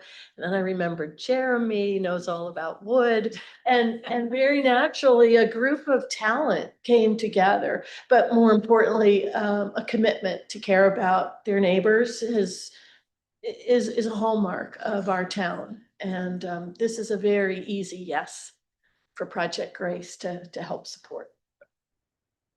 So this is our, just an initial timeline. How are we doing on time, Tom? Good. Okay. 10 minutes. So we're working with Maine Wood Bank Network to kind of get organized. We're here before you with the ask that you guys authorize the town manager to enter into a memorandum of understanding or some type of agreement with us to use the property, the town property. We're already writing grants. We'll start fundraising, get the site ready in the fall. You know, it's tough because we're not going to have any wood to give away this year unless we get dried wood. You know, seasoned wood donated somehow. We've already got some seasoned wood donated and Steffi found a very worthy person to receive it, so we're about to make our first delivery. Yes. But in terms of a timeline, it takes, I don't know, 10 months at least to dry the wood. So it'll be more of a, you know, this time next year, which will be when we really would be in full gear. So this fall we'll be recruiting volunteers, organizing ourselves, getting equipment, getting the site set for ourselves. We would try to get some green wood for us to start processing for handing out in the this time next year, like I said. And I think that Project Grace really already has the infrastructure set up to process applicants and that type of thing. Next, please. So this is what we're asking of you. We're kind of asking you to just kind of give us the blessing for Scarborough Wood Bank. It's kind of too late. The cat's out of the bag, I guess, really on that one, but it'd be nice to have you guys say some nice things about us in public. And to authorize us to use the town and property of 40 Holmes Road, authorize the town manager to enter in some type of an agreement with us. And we're not sure exactly what that looks like, but if you trust us and trust him, that would be great. And then we'll continue our support with all of our trusted partners. On that point, I intend to have an agreement for all of you to look and comment on at your next meeting and to stay on this timeline. Unless I hear great objections tonight, I'd like to bring this forward in August for your consideration. Freeport did a simple 1.5-page memo of memorandum of agreement. Ours might be slightly different with a little more detail and certainty for both parties, but I'm going to try to do as light a touch as possible. So, I mean, like Jeremy said, this is a great opportunity from a whole bunch of different perspectives, get people involved in their community, giving back to the community, volunteer opportunities, helping people in need and making our fantastic community even better. And we're happy to answer any questions you guys might have. Great, thank you. Yeah, Michelle? Go ahead. Just a couple of comments. I couldn't love this idea more. We live in Maine. We have trees, we have wood. This is just such an obvious thing. I love the logo. I think it's absolutely fantastic. I was on the Good Shepherd Food Bank board for 9 years, and Stephanie knows that, you know, so many people that came to us that had food needs, had heating needs. And we had talked about something like this years ago. So I think it just is a great marriage of supporting people. And one of the things that you've probably all seen is Mainers Feeding Mainers. It's part of what Good Shepherd does with like farmers and produce they can't sell, and they donate it all to us, and then we can give it to people. So to me, it's like Mainers Feeding Mainers and also keeping them warm. So I think this is great. I stopped in and got coffee from Jeremy on the way here, and he said, I'm going to be at your meeting. And I already volunteered my husband, who drives around with a chainsaw, has the biggest wood pile in Scarborough, and has been cutting trees down since he was like 9 years old. So I just think it's a fantastic idea. Great job. I love that it only took 3 months to go from sort of idea to like execution. I think it's just fantastic. So thank you all. And Steffi, thank you for once again leading a great initiative for Scarborough with your team, and Patrick and Jeremy and everybody else. So thank you so much. Thanks. John? Yeah, you know, I just want to echo a lot of what Michelle just said. We've been talking a lot about the council about affordability and how we need to do stuff at the town level. We need the state to do things. And it hasn't crossed my mind until tonight about how the community can do so much as well. When you get people together like you guys to find a need, fill that need, and find ways to help people who are struggling, whether it's to pay their taxes, pay their heating bill, buy firewood. So I'm just very thankful for you guys for coming together and finding this need and finding a solution for it. I would love to hear more, Steffi, from you in future discussions on where you see other gaps right now, where the community could come together to be part of that solution, because I do think when we think about the affordability crisis and the state and in the town right now, I'm sure there's a lot of things that are on your wish list of like, if we only had volunteers or people willing to step up, you know, I'd love to hear more from you. Super excited about the opportunity to volunteer. When I moved to Maine 10 years ago, I had this vision of myself in my flannel shirt cutting wood. That has not come to pass yet, but I will have a lot of free time this November, so I'm looking forward to maybe working with you, Jeremy, learning how to split wood correctly and Right. and do something. So sign me up. And please let us know the days he's gonna be there, so. It would actually be a very good council bonding trip to get everybody. Well, I don't know with axes and chains. I don't know. Yeah, it was all very, sorry, Bill, go ahead. I'll be sure, ditto. I'm all in with my time, my money. This is such a worthy cause, and I love the fact that you guys have moved this forward as fast as you have. This is wonderful. Thank you. Anyone else? Sure, I can be very quick. This is gonna be the easiest thing we've ever had to comment on. Great job, and incredible commitment, and the speed that you've taken it forward is Absolutely. unusual in this day and age. So I really appreciate it. A lot of that is because of the iron will of the gentleman to my right here. That's. I'm too old to have any patience left. That too. Yeah, I'll say, yeah, it is. It's really good. And, you know, I've been cutting wood since I was 5 years old. So. Yeah, and we always burnt wood. We use just wood to heat our houses. I was growing up, and I still do today. I have an oil furnace as a backup, but I do burn wood. It's a great idea. I think the toughest job you're gonna have is trying to get the people that have the most need, because they're too proud to ask. Right. Right. That is gonna be a challenge. Good luck. Do you want to talk about that, Tony, at all? Have you guys dealt with that much?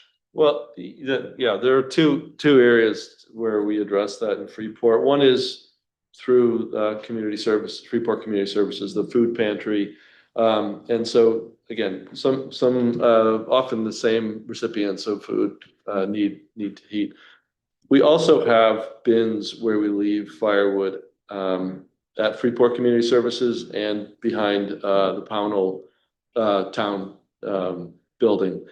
And we have a sign on there that says it's for emergency use, but it's really intended for individuals or families who don't want to publicly go get wood and but need it. And so the wood disappears, and that's all right, because we know it's going to be used.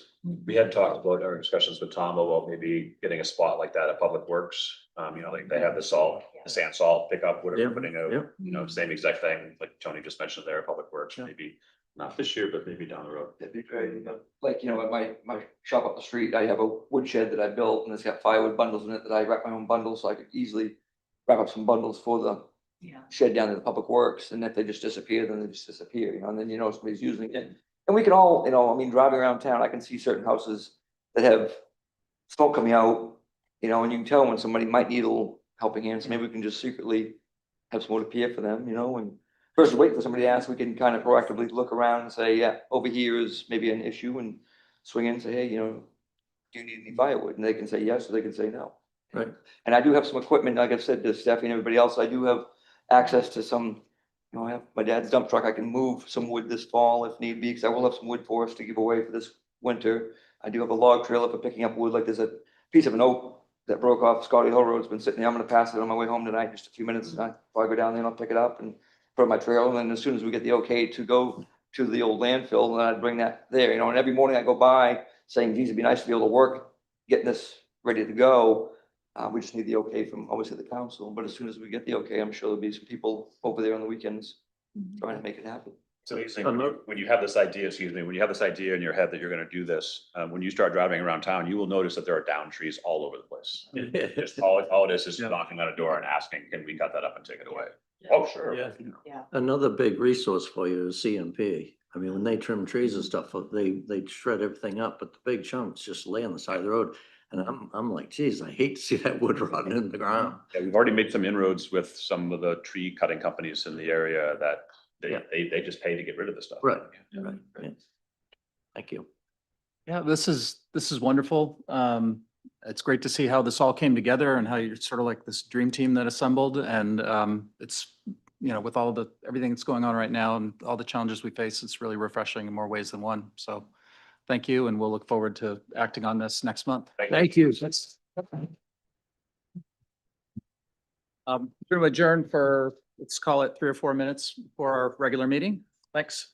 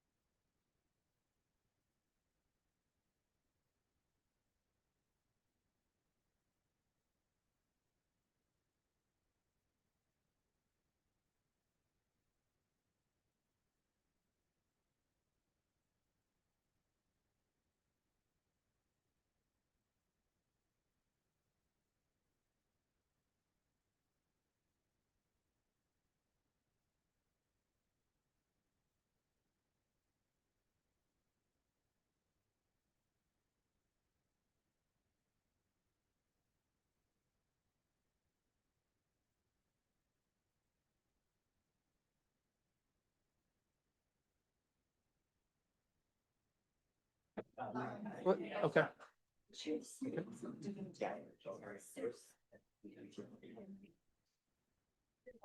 Good evening and welcome to the July 15th, 2026 meeting of the Scarborough Town Council. Would you please rise if able for the Pledge of Allegiance?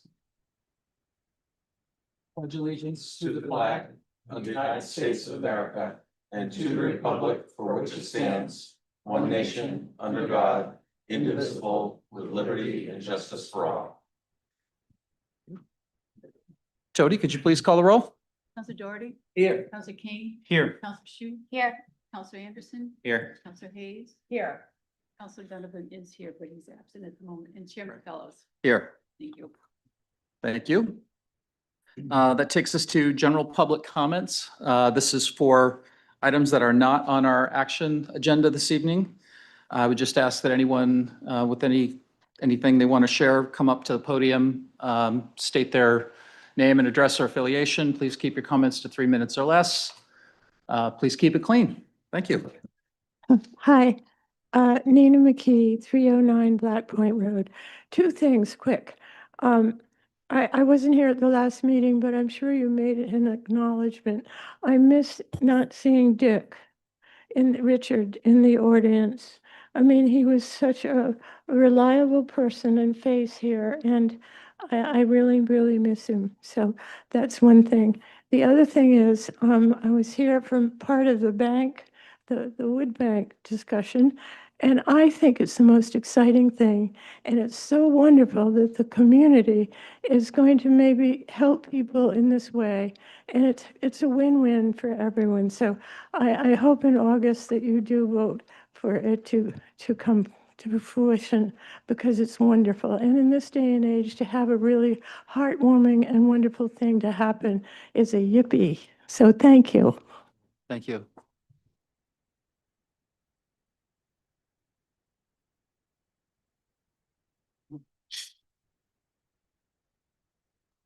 Good evening. I'm George Magellis. I'm president of the Pine Point Association and a resident of Pine Point at 57 East Grand Avenue. The Pine Point Association is a nonprofit organization incorporated under the laws of the state of Maine with a primary mission to unify the Pine Point Beach community, to provide timely information that affects our members, and to present in one voice when interacting with other entities. Tonight, I'd like to share the results of a community survey we conducted with our membership, who are primarily residents of Pine Point and Blue Point. With the recent water main replacement on the streets of the peninsula and the temporary paving, there was an opportunity to study several options for parking spaces on Jones Creek Drive. One was a full parking moratorium for the summer to provide safer walking and biking on the street, or a reduced parking plan to eliminate or move spaces that were too close to driveways and cross streets, or a return to the full pattern in place before the excavation and temporary paving. We will be reporting back to the town at the end of the summer about feedback we've had about what was done, which was a reduction of the spaces.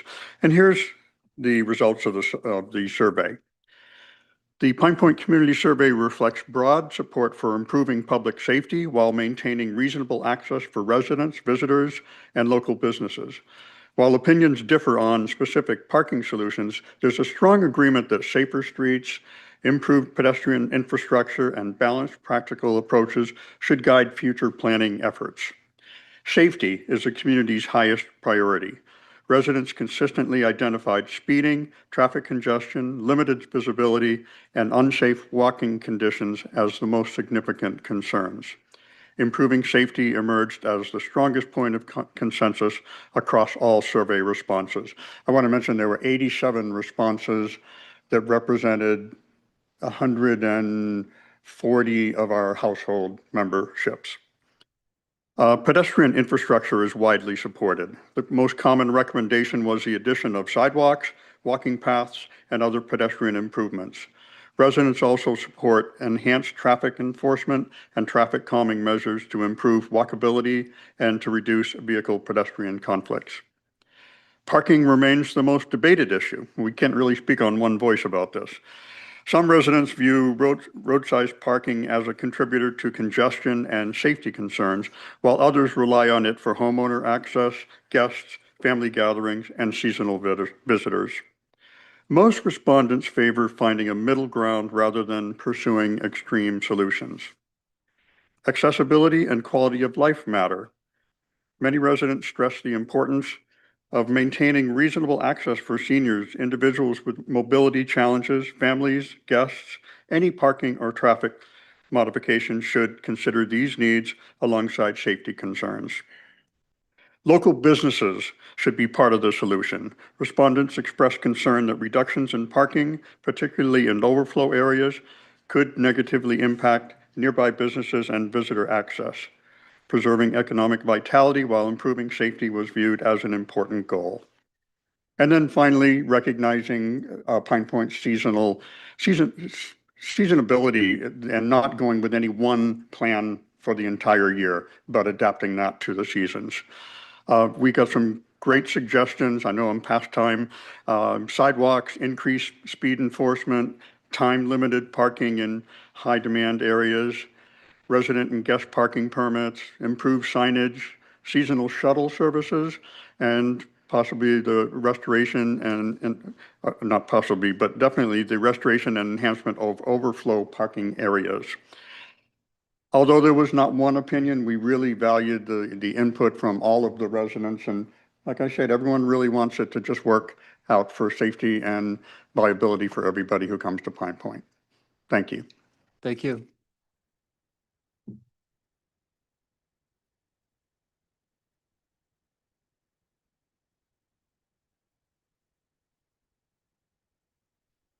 Hi, my name is Kelly Kuznarak, and I live at the Oaks on Route 114.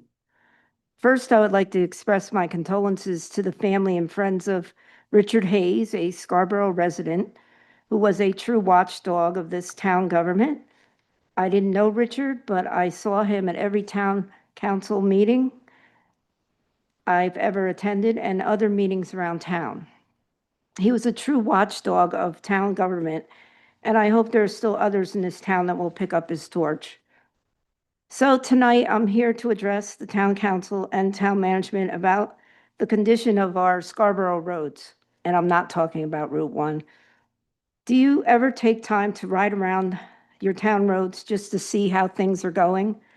I am really surprised that a town that praises its reputation for being such a wonderful place to live with high-end real estate and very high taxes that go with it why aren't our town roads in better condition? It seems as though overdevelopment in this town is the priority and has definitely spoiled our beautiful landscapes with traffic all over the place, and stresses on our infrastructure are everywhere. I am really surprised that there isn't a better plan for our town roads, given that we live in Maine. We have the coldest, longest winters, snow, ice, sand, and salt over and over again. That takes a toll on our roads, which should make road maintenance a high priority every year. Then we have short summers that give a short window of time for road maintenance. Along with the short summers, we have too much traffic and tourist traffic on top of that. What a fine mess we have thanks to overdevelopment. Two very major roads in this town are Pine Point and Black Point Road. The next time you ride down these roads, take a closer look. Also, a smaller local road, Elmwood Avenue, which leads to Layton Farms Road. There's 100 new houses over there, lots of extra traffic, so take a closer look. While you are at it, take a look at the lines on all our town roads. Some of these lines are so faded you can barely see them. Also, the trimming back of foliage along our town roads. Everything is overgrown in the summer. It looks like neglect, and I did notice this last summer. Why should that be? Perhaps all our town residents should start taking notice of our neglected town roads and start asking questions. I think we can do better. Thank you. Thank you.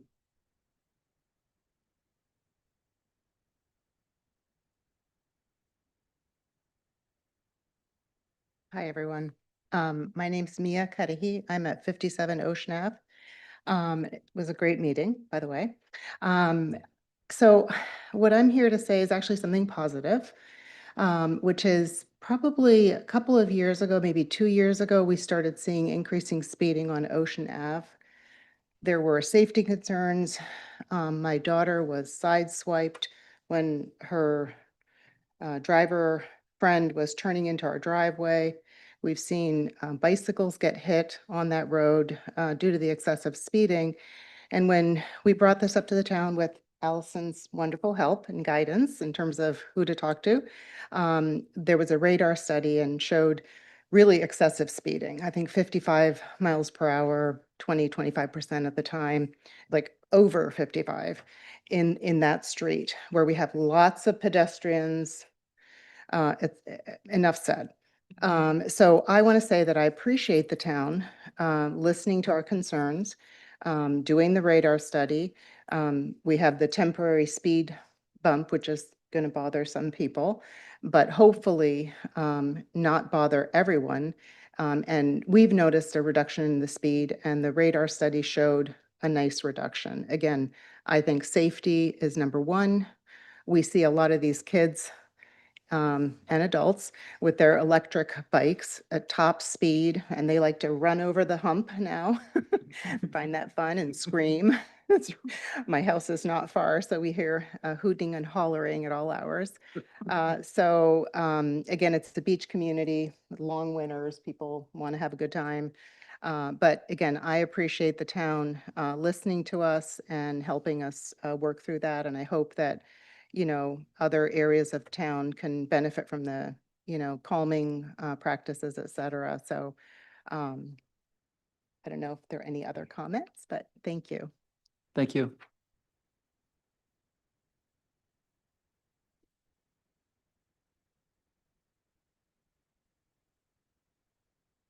Hello, Allison Bristol, 6 Bayview Avenue. And first, I also want to take a moment to acknowledge the passing of Richard Hayes. I often tell people the best part of engaging in town affairs are the people you meet along the way. For us regulars, seeing each other at town meetings is a little bit like Cheers. Richard was one of those people, committed to the common sense approach to local government, ever present and eloquent in his comments. He will be missed. Just to pick up on Mia's comments, we're very appreciative of the attention that the town has paid to the speed on Ocean Avenue. Also very appreciative to Angela and the Transportation Committee and the consultants to listening to public feedback and responding to it. And I think the two things I would say about Complete Streets when I pay attention to these initiatives, what I kind of react to is that that we're kind of homogenizing Scarborough when we take a national or a regional approach to anything, as opposed to, and the concern is it would erode the uniqueness and the charm of our different neighborhoods. So it's not a concern, but it's an observation. And then also down the road, I certainly hope that when Complete Streets gets implemented, I hope we remember that it's guidance, it's not written in stone, and that we should be looking at traffic calming and other treatments on a case-by-case, street-by-street basis versus what might be deemed, and I can hear it now, consistent with the Complete Streets Manual. Let's not lose the uniqueness of Scarborough in the process. Thank you. Thank you.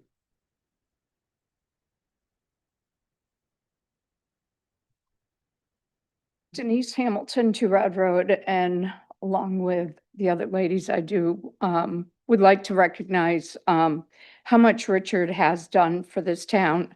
As you know, he was one of the founding members of Not So Fast Scarborough. He definitely was not afraid to come to these meetings and say what was on his mind. And for those out in the town who are online and who like to complain but don't come to the meeting, I want to say, be like Richard, come to the meetings.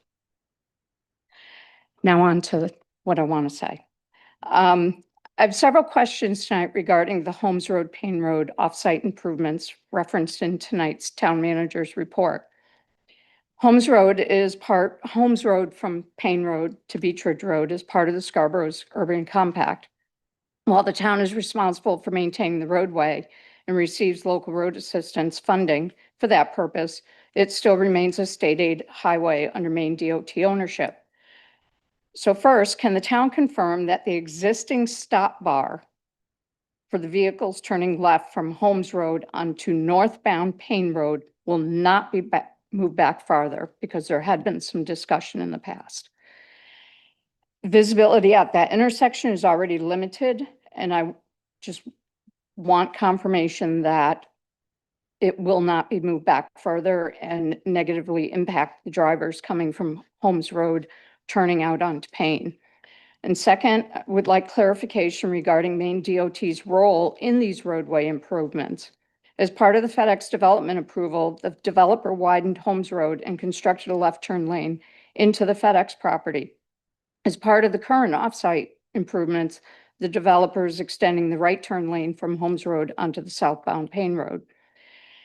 Since both projects involve roadway improvements to a state aid highway, was Maine DOT consulted during the design process, or did Maine DOT review or approve these improvements? If so, are these approvals, permits, or communications available as public records?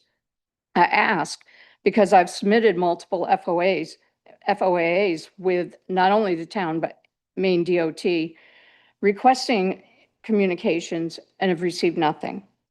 Finally, and not to say Scarborough didn't respond, Scarborough responded, there just wasn't anything in the response.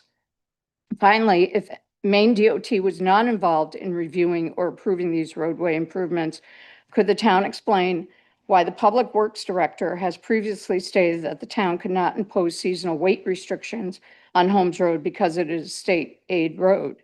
From a public perspective, those positions appear difficult to reconcile. Implementing seasonal weight restrictions on a roadway the town is responsible for maintaining would seem to be far less significant action than approving roadway improvements that modify the geometry of a state aid highway. I would appreciate an explanation of the respective roles of the town and Maine DOT and the legal or policy basis for treating these situations differently. Thank you. Thank you. Anyone else in the room for general public comment? Do we have anyone online? All right. We will close that out. Thank you very much. Takes us to the minutes of the June 17th, 2026 Town Council meeting. We have a motion? So moved. Second. Any discussion? All in favor? That's unanimous. Thank you. Item 6, adjustments to the agenda. There are none. Item 7, items to be signed, treasurer's warrants. I signed those prior to the meeting. And that takes us to item number 8, which is the town manager's report. Thank you, Tom? Mr. Chair. Given the fact that the council's meeting once a month, I do have a fairly lengthy report, so I beg your pardon, but I try to include things I think, of public interest. So quickly, by way of Scotter Hill Road, we're still in the same kind of holding pattern. We do expect to hear on the final grant, the one that we hope to secure sometime in August. I don't have a definitive date. I would expect it would be a September discussion and decision by this body. But again, for the public's benefit, we've preserved all of our options. Again, just waiting to see the status of this final grant application that's pending. The Eastern Trail project, we held a very thorough inspection of the project. This is a full 1.6 miles of the trail connection. Created a punch list, a fairly modest list, I would say, kind of smaller items, but nonetheless, they need to be attended to. There are notable things that still need to be done, and they may well be done by now, frankly, including installation of guardrail and additional signage and the like. Essentially, I don't have any guarantees from Shaw Brothers, but my strong sense is that within a couple of weeks, they will have the project complete. Our hope would be to do a bit of a celebration, ribbon cutting, if you will. We certainly will do that. My hope will be to do it timely so we can do it before the trail's opened. We know that there's such pent-up interest and demand in getting on that trail. And so we're aware of that and we'll be kind of working around that. I think the consequence of us trying to do this timely will be a fairly quick turnaround, a couple of weeks' notice.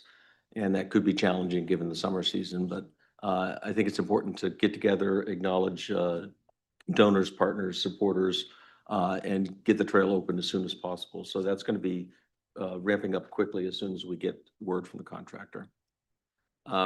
We continue to work with our funding partners, DOT in particular, have formalized a request for additional funding.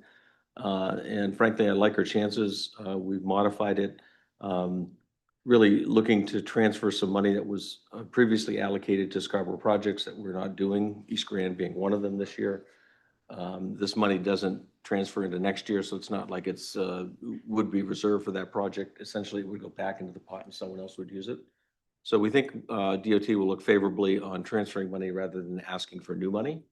And it's been widely publicized that DOT is very actively looking at reducing their projects because of some federal funding challenges that they're experiencing. But we're also had mediation scheduled for a contract dispute. This matter's been going on, frankly, far too long, but we're hopeful that through mediation, we've got the right parties at the table with proper authorization that we'll get through that matter and it will be concluded.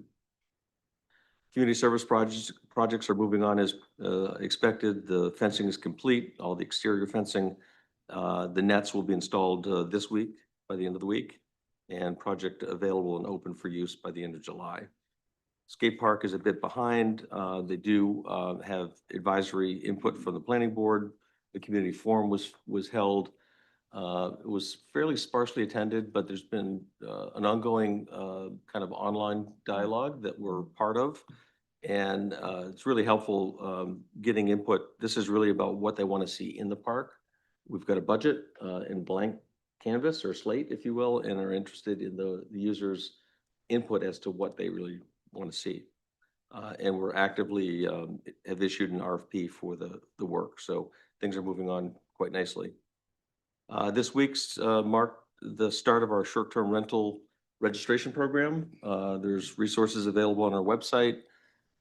We've sent letters to about 250 kind of known or suspected locations of short-term rentals. And again, we have the next 6 months or so to work with them to bring them online for that full registration process. So I acknowledge Autumn's work, not only getting the licensing and the ordinance process done, but now kind of managing the program along with the clerk's office. Just quick report on curbside recycling. We did switch to a new provider as of July 1st. Generally, things seem to be transitioning smoothly. I haven't personally received many complaints.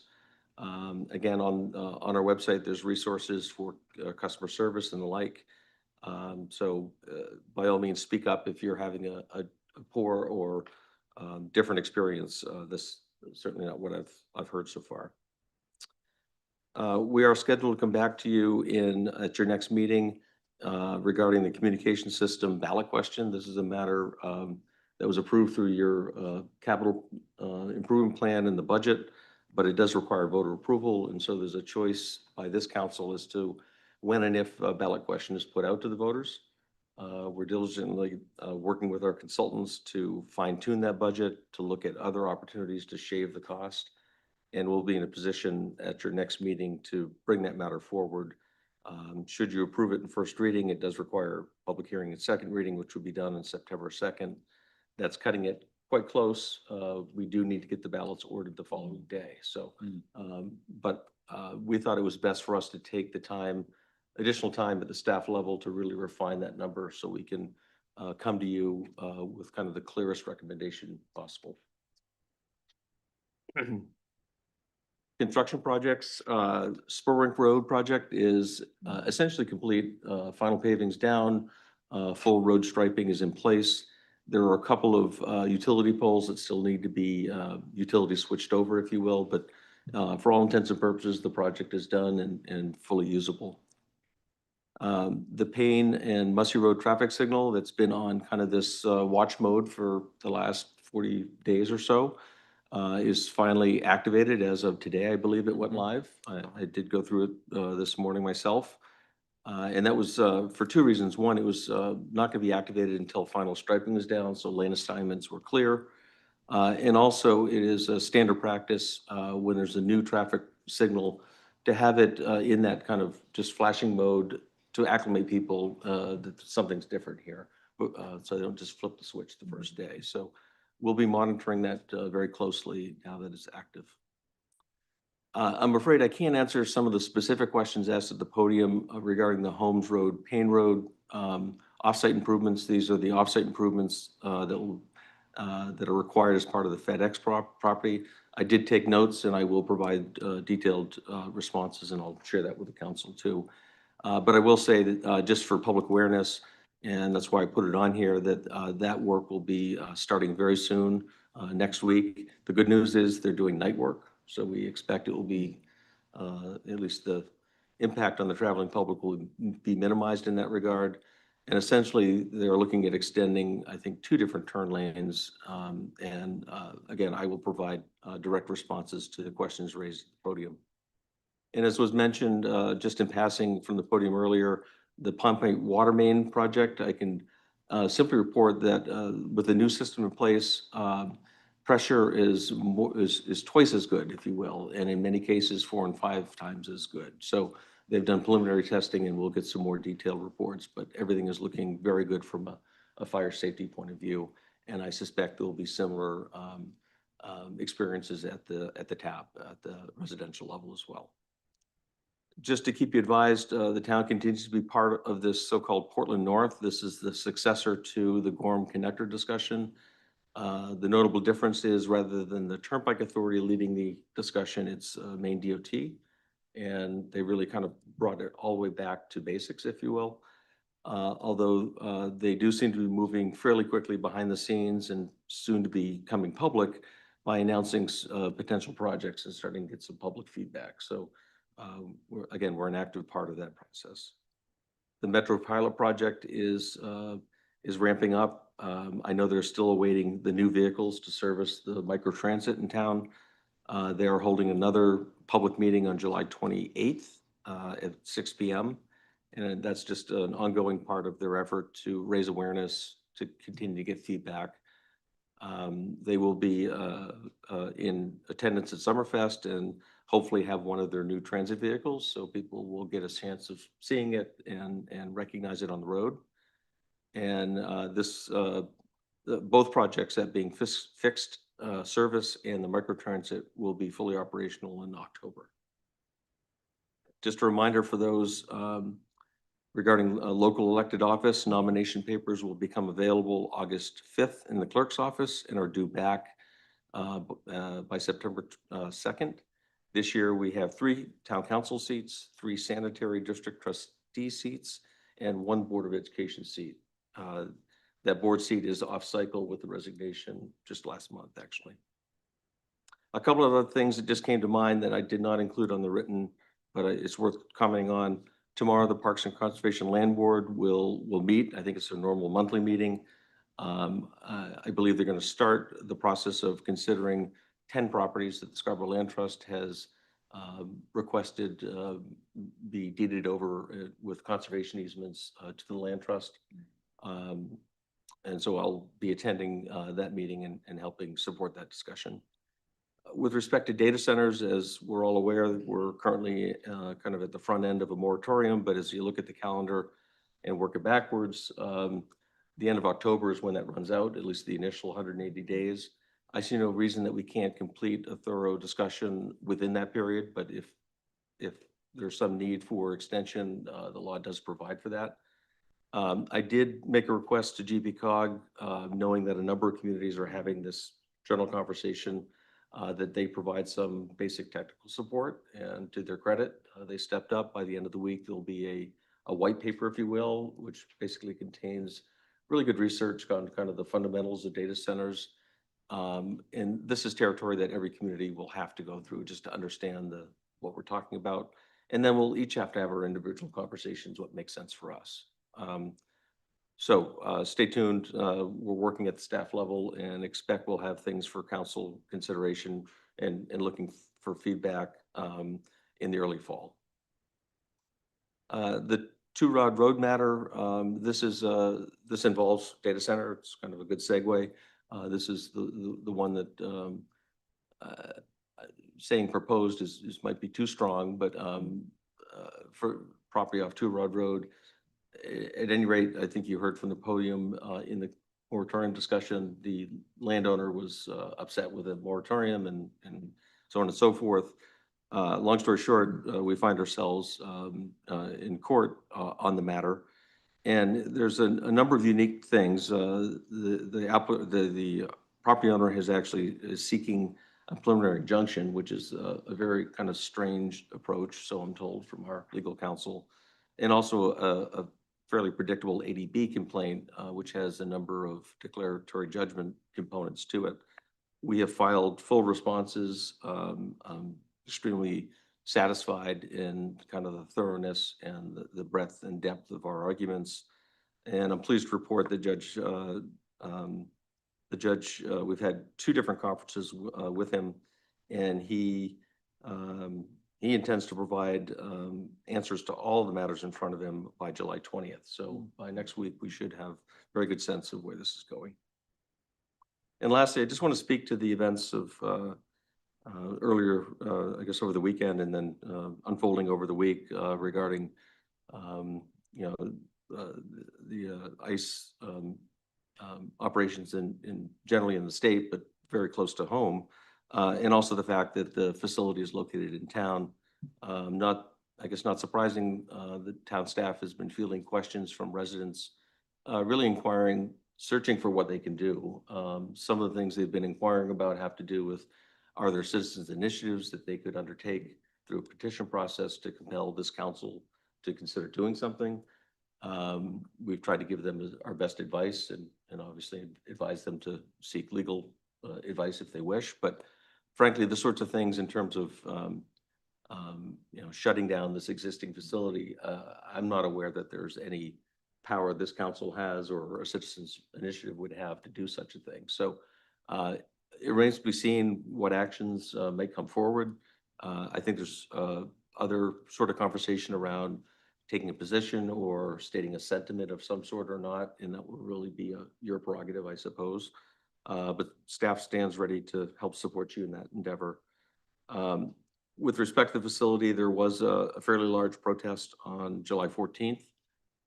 There was some 300 or so protesters, kind of notably, one counter protester in the midst. It ran about 90 minutes to 2 hours at most. Scarborough PD did have a presence there and coordinated with other law enforcement. And our involvement in these is really to make sure that the protest is able to happen peacefully. It's a lawful event.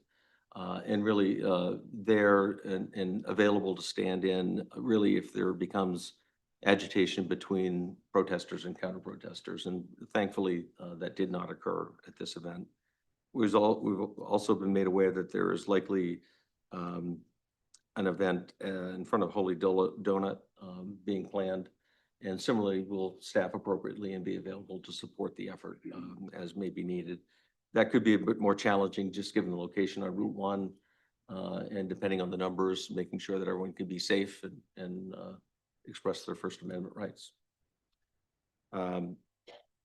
Very proud of how our officers respond to these situations. This is never easy, finding themselves in the middle of a situation, but I have the utmost confidence in their professionalism and their ability to control the peace and make sure everyone can express their views.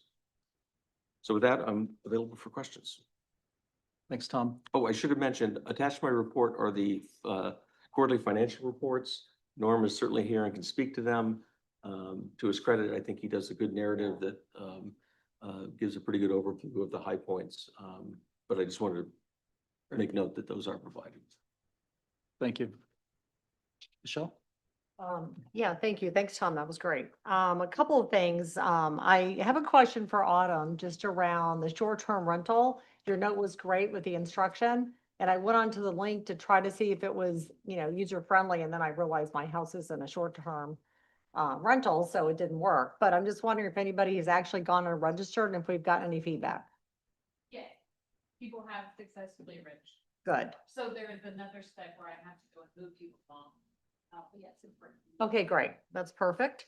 Tom, as far as the Maine Department of Transportation and potential projects, did they like partner with us to determine that? Did they take a look at the town and look at like, where do we have like intersections that might be not as safe as they could be? Or what's their process for sort of prioritizing and deciding what they might do? DOT really doesn't do projects at the local level, frankly. Okay. They are all about surface maintenance, paving. Oh, They certainly have a lot to say when there is particularly a town project, you know, someone else's funding or Mhm. private money. They're highly aware of high crash locations. To the extent that a project requires a traffic movement permit, they are in the middle of that and directing that. So, but generally speaking, they do not do projects, with the exception of, you know, very, very large ones, I would say. okay. Good. Okay, thank you. And then just, something very positive. I've gotten feedback, really great feedback from so many people on Spurwick. And Okay. just, I went actually down and drove it 2 days ago because people kept saying like, thanks for doing that. And it's amazing. So that, certainly made a difference, and it's such a long stretch that it made a difference. Just to follow up on something Bill said about, you know, young folks being out or kids being out on motorized, you know, bikes and scooters and everything else. I probably use the Eastern Trail almost every single day. And I was on there twice in the last week and literally almost got run over by kids. They were probably, I don't know, early teens with helmets. I mean, and I actually yelled at them because I took a picture. I yelled at them because there was a family biking in front of me, and like the 4-year-old was learning how to ride their bike and they fell over. And at the same time, they zoomed by, and they were about this far from like running over the child. And I went back and looked at the policy, and I'm not suggesting that Chief Holmquist put a police officer on the Eastern Trail, but it's super busy. And I look at, you know, the adults on on e-bikes are following the rules, and they're to the right, and they're actually doing what they should be doing, although it can be a little scary times. But there have been a lot of younger folks on there, and they're just flying. So I just think it might be something that we need to look at, and I don't know what that really means, but I'm really fearful that something bad's gonna happen. There's been concerns raised about the beaches as well, about Okay. people using the motorized bikes on Yeah. beaches. So I think that's just, I don't know if other towns are dealing with this in any way in terms of. I don't know that it's regulated. I think it probably is going to have to be soon. Yeah. Just the proliferation. I know the Eastern Trail Management District does classify, well, e-bikes are classified. Right. And I think they do have a limitation as to what is allowed. Of course, they don't have any enforcement arm. Right. Right. Or abilities. So I think this is a whole new territory. Absolutely. Yeah, me being out there flagging people down probably isn't the best strategy. I think Michelle is our enforcement. Yeah. down at times. Yeah. We've heard from former Councilor Cushing, similarly. Oh, okay, yeah.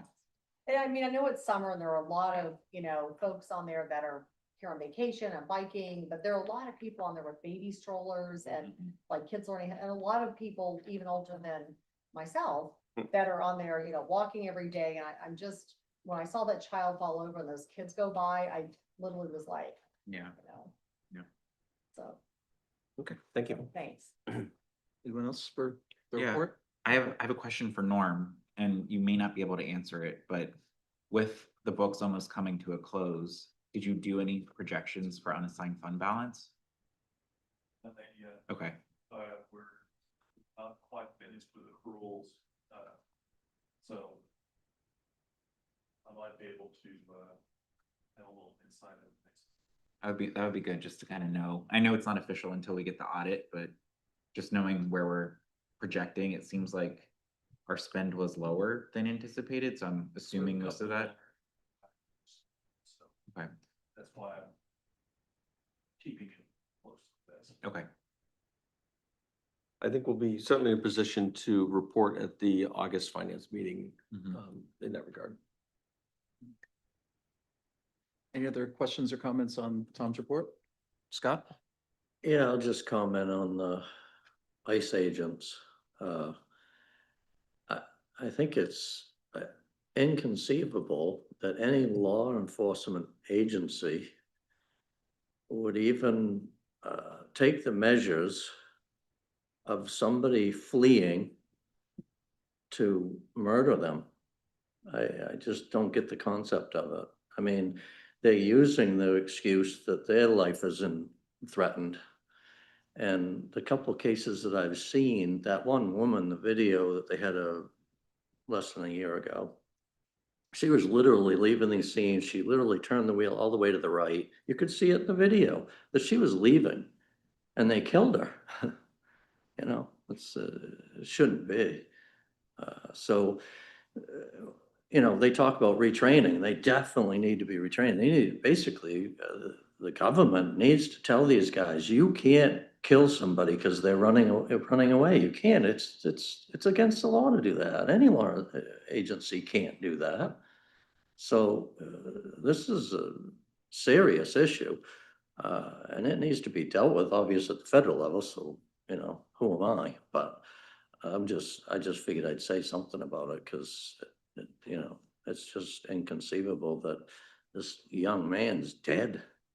Because I don't know the whole story either, but I assume maybe he was trying to run away. And if he was, yeah, he was wrong, but you can't kill him for doing that, you know? So, yeah. Thank you. Thank you. Anyone else? Yeah, I would like to just briefly, you know, echo Tom and, you know, express my appreciation for our police department and their role in it. And also the fact that I wasn't there personally, but from all reports, the folks who had sort of organized the protest were very intentional about how they set things up and took a lot of steps to de-escalate things. And I think that combined with law enforcement's approach helped to prevent something that could have been ugly. So obviously there's going to be more to think about and more to discuss on that going forward. But just wanted to acknowledge that within this context. Thank you. Yeah, thank you. Moving on then to standing and special committee reports and liaison reports. Would you like to start, Michelle? Sure. Do you want me to cover long range? Yes, please. Okay, thank you.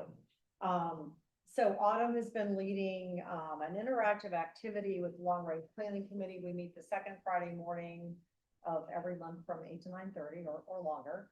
And basically we're taking a look at the 9 new or proposed districts in town and taking a look at existing zoning and looking at the areas and the maps and just having really in-depth discussions about, you know, moving forward and what should things look like, and trying to anticipate, I think strategically, getting out ahead of things and just saying in 10 years, if this is going on, then, you know, what should sidewalks look like? Should we have rotary? Should we have conservation land? So the first week took a look at, when Corey was there, I wasn't there, we looked at Pine Point area in Dunston, and I think had a discussion around Pine Point wouldn't be a growth area, but Dunston would be a growth area. So trying to delineate that. And then this last session, we took a look at North Scarborough and had a lot of good discussions around, you know, should that be like I guess, kind of a town center, or looking at, you know, if that's the case and people are walking, would we want a Trader Joe's out there? What would, you know, get people to sort of stay in that area and have it be more walkable, and have services that it needs. We talked about conservation and also talked about like the impact of all the growth going on in Gorham or Westbrook. And then it isn't just Scarborough that's sort of impacting what's happening there, but then the towns, you know, beyond us are really starting to have an impact. So making a lot of recommendations, and then I guess we'll decide, I don't know what the next step is after we sort of look at every area of town and with all the recommendations from the committee. And then we'll, I guess, go from there. But it's been fascinating, and it just reinforces how much land is in Scarborough. And just, even though you think there's a lot going on, there's just so many areas that many of us don't see on a regular basis that we need to anticipate, what could happen there. Water, sewer, just all the impacts, but looking ahead. So I think it's been a very good activity. Thanks. John? If you haven't read it yet, I would encourage everybody to read Michelle's Counselor Corner. It's a really great Counselor Corner article that made me smile, just given all the things that are happening right now and how heavy things are. So thank you, Michelle, for doing that.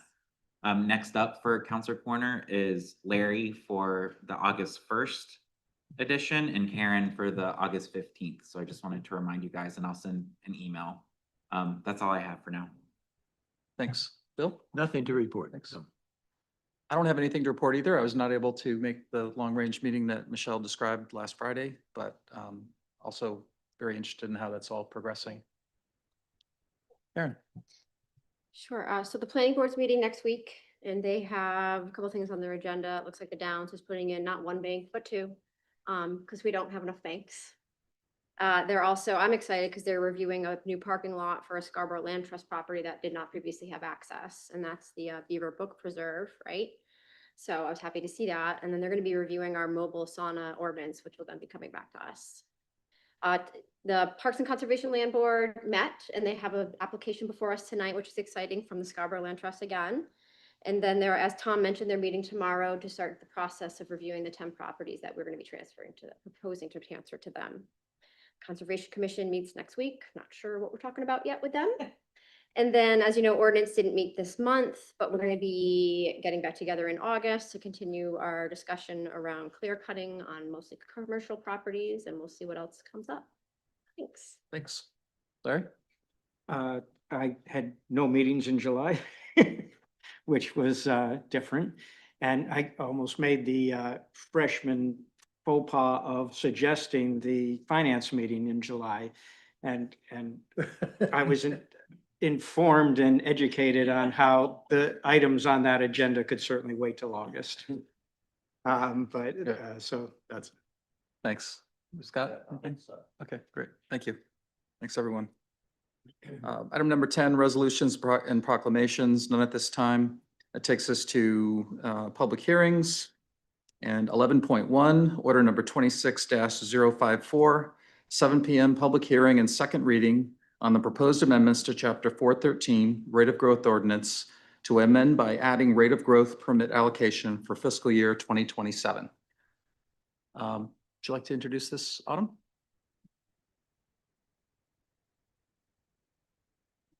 Thank you. You all held the first reading back in June for this, and this is an outcome of our June 3rd growth workshop as well.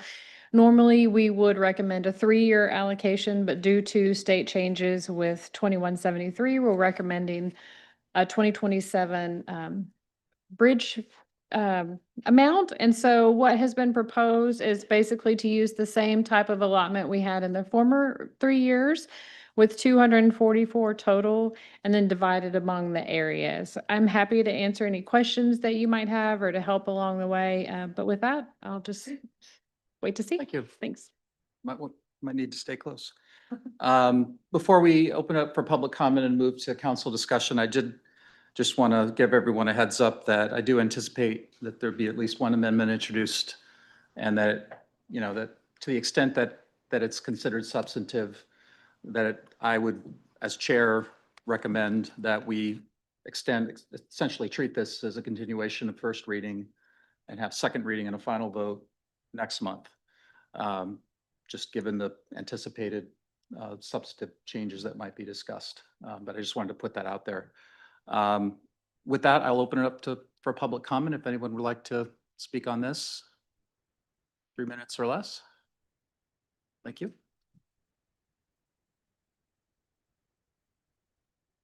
Thank you. Good evening, Dan Bacon from Crossroads Holdings, the owner of the Downs. I just wanted to acknowledge that we provided the council with a memo. I think it got included in your package. Hope you're able to review it. And just wanted to touch on a couple high points to reinforce the note that I provided.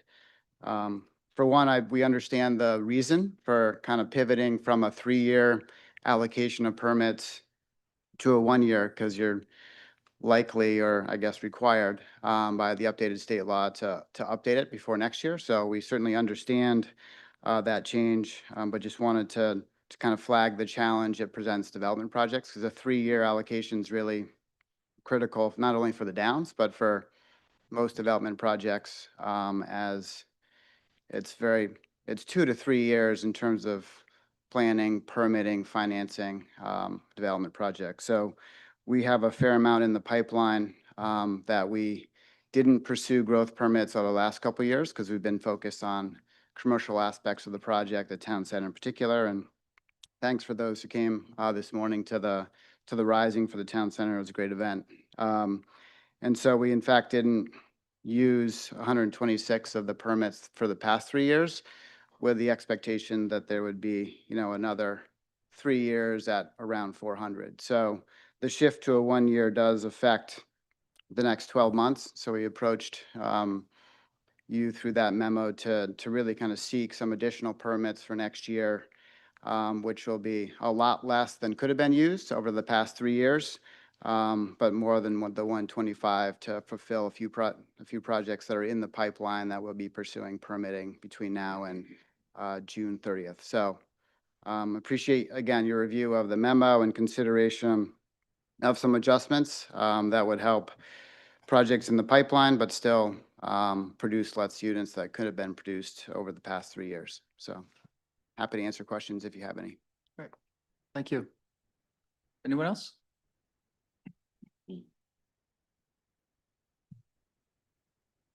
Hello again, Allison Bristol, Bayview Avenue. First of all, thank you for making this not the final vote night, because it sounds like there are some pretty considerable things that are going to be discussed. With growth, the number one concern of Scarborough taxpayers, I know this was talked about in June, that we should only consider the minimum required total units that exclude affordable. So Autumn's recommending 244, including affordable. Without affordable, it's 217. So that alone brings down, those 27 permits alone would reduce growth by 10%. Also, as I brought up in June, the Crossroads District zoning performance standards require at least 10% of dwelling units must qualify as affordable. Yet in 2023 through 26 cycle, no Area 3 affordable housing units were built. If we're going to continue with an affordable pool in the 1-year ordinance, then the Downs allocation, as Autumn has proposed, should be reduced by 10% from the proposed 125 to 112, with those 13 permits either allocated to the affordable pool or as done in the current ordinance managed by Autumn's Department for distribution to areas 1 and 2 if those allocations are depleted. Regarding Mr. Bacon's memo, he is correct that the current rate of growth ordinance was laid out in 3-year cycles to accommodate the Downs. However, it's also very clear in the current ordinance that unused Area 3 permits could not be carried over to the next 3-year cycle. By contrast, Area 1 and 2 permits could not be carried over from 1 year to the next. So again, the town made an accommodation for the Downs. If the Downs opted to focus on mixed-use town center from 2023 to 26, that was their choice, knowing the first batch of 400 permits would expire in June.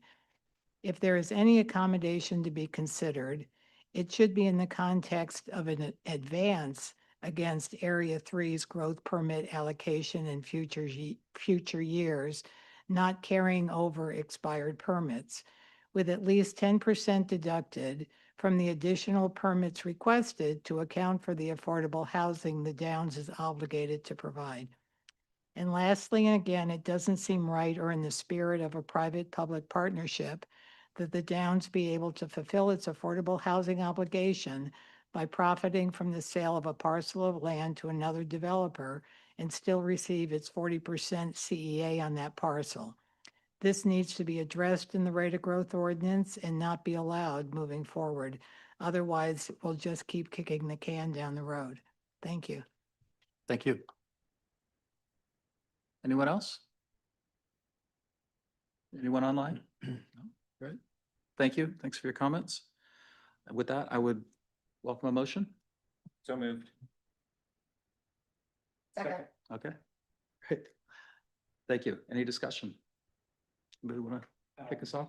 Larry? I have a motion for amendment, based, what I sent to all you 10 days ago or so, but it's changed since then, so I do have just a visual aid.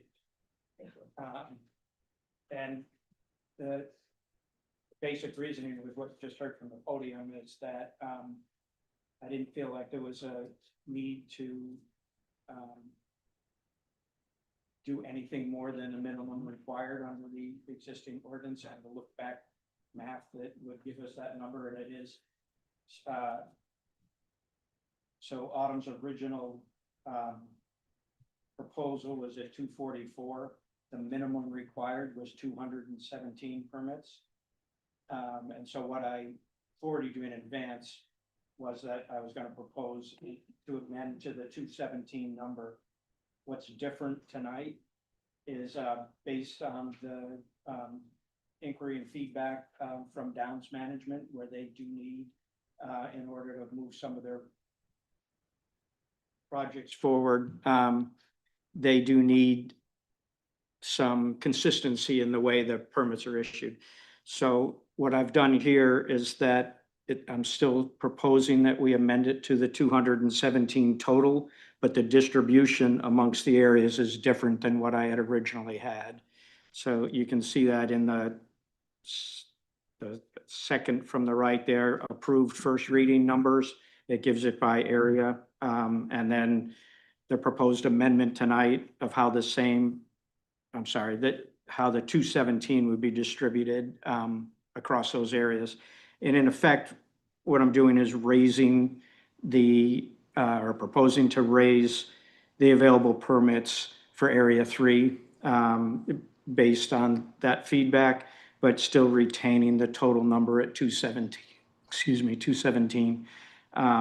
That is not the total that the Downs was looking for us to do. I'm viewing it as somewhat of a compromise with the understanding that this doesn't permanently restrict or reduce the building growth permits to be issued, but it does push them off until we make that next 3-year agreement.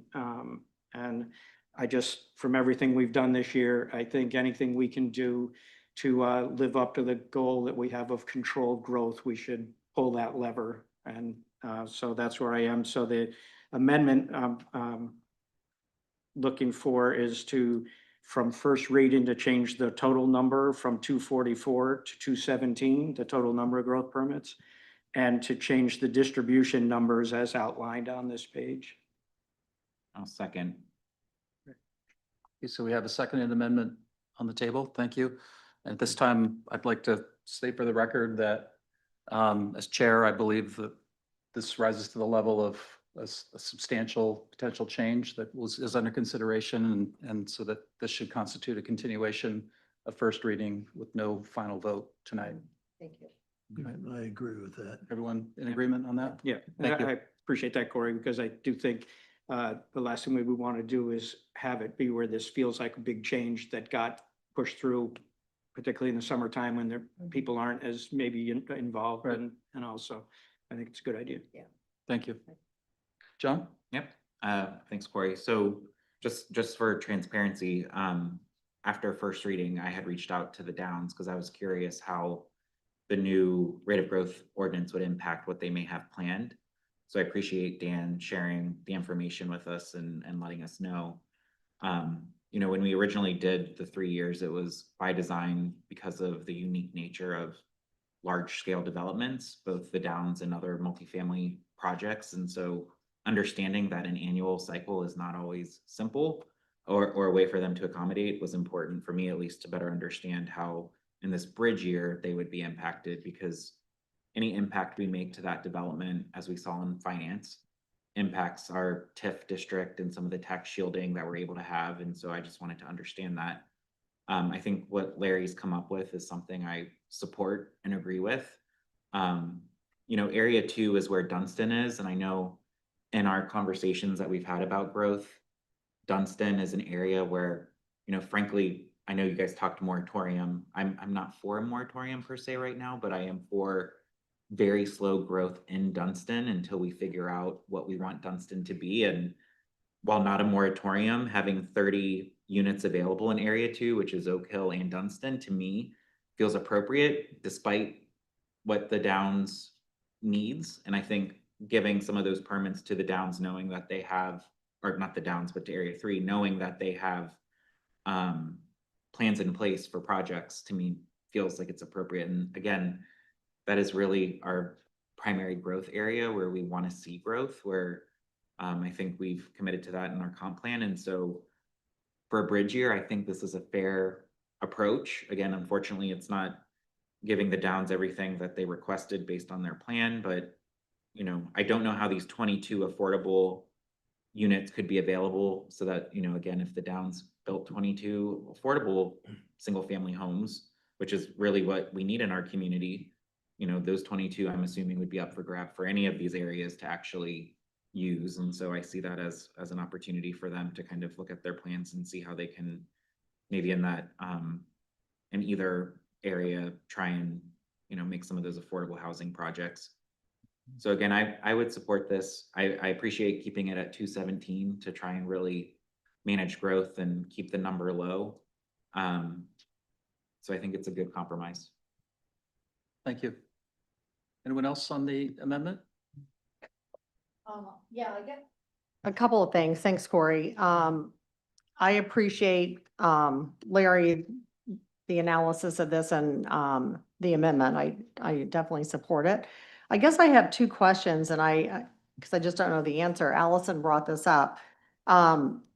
What percentage of housing in the Downs is affordable? I guess Dan could answer that, but we talk about 10%, like I think we're not against growth or against, you know, we really want affordable housing, or we want, you know, first time buyer housing or middle class housing or however you want to define it. So I just wonder what that looks like. Sure. Yeah, I'm happy to answer that question. So I believe the percentage is between 14 and 15%. It was 17 a year or two ago before we built a few more market rate units. And what the project's been doing is actually teaming with affordable housing developers. So there's affordable housing is really, and Corey knows based on all of his experience, really a unique development type. It's almost a different industry to some degree. So for early on, the first few phases of the project, we worked with Developers Collaborative and we did 77 units of senior affordable housing. So if you go into the project, the first project on the left, so that's entirely deed restricted affordable. And so that actually provided more than 10% based on the amount of development we did at that time. And then we also performed 13 affordable as the developer. So that got us up to 90. And then working on the 3I project in Town Center, it's another 51 units. So we've been trying to be ahead of the curve, I guess, long story short, in terms of affordable housing. So that's why we're up around 14, 15%. And we keep an eye on that always to be obviously no less than the 10% requirement. So staying ahead of it, working with these other partners really enables that. Thank you. Can I just clarify something? So I think there's like two things as it relates to affordable housing and 10%. So there's the inclusionary zoning aspect of the CPD district that requires them to be at 10%. And that is not an annual target. That is over the course of that, all development that happens there, they need to be at 10%. So it sounds like they're above that. But the rate of growth law today says all permits for whatever our number is needs to be at 10% for that year. So there's still an expectation. So that's why For 2173. yeah, we still, well, that's in the current law Yeah. as well. So we always need 22, but that doesn't mean all 22 have to be in the Downs that year, or have to be in somewhere. It's just, we have to reserve 22 permits. And again, that's where I would think for the Downs, because they are the only one that have that inclusionary aspect, trying to use and get those 22 is really important for them, but also for the permits that we need to get out. So I just think we talk about 10% a couple of times, one in inclusionary zoning, but one also in the rate of growth law that we need to follow. So I think that's just something I wanted the public aware of. Yeah, that's a helpful clarification and reminder, John. Larry? Along that line too, and Autumn might correct me on this, but this is, this 20, no, I got it already. I just left it on. We're all rusty here with these And then microphones. Always already. This number in here for affordable is really because this is a one-year bridge. After this year, the amount of affordable will not be included in our calculation for the rate of growth. Is that right? So anybody can come in at any time and propose that without affecting the total permits, right? It's a carve out in 20. That's part of 2173. 2173. Right. Yeah. Just to even further clarify, 2173 will remove the ability to count the affordable, and there will be no restrictions on Right, affordable right. units. Right. No growth permits will be required for affordable units. Great. Thank you. My second question, which I don't know the answer to, is just, I think Allison mentioned it, I may have read it someplace, that if you're, issued 400 permits and you don't use them, I thought you couldn't carry them over. Yeah. Okay. I think Mr. Bacon was just making the point that what they're asking for additional provision in this 1 year is less than what they left on the table. And really is a function of their development cycle, just kind of where they found themselves in the last 3-year period. Thanks. Thank you.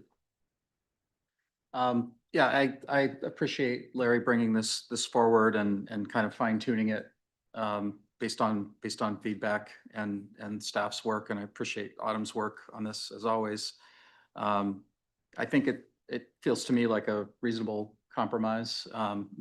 Thinking back to when we heard from Autumn about, we got our last briefing on the where we are with the rate of growth ordinance. One of the things that came through to me was that, we sort of put a fine point on these numbers from year to year, and we were really trying to fine tune things, when in reality, the way that this happens tends to be pretty lumpy, and there are lags, and it's not a science at all.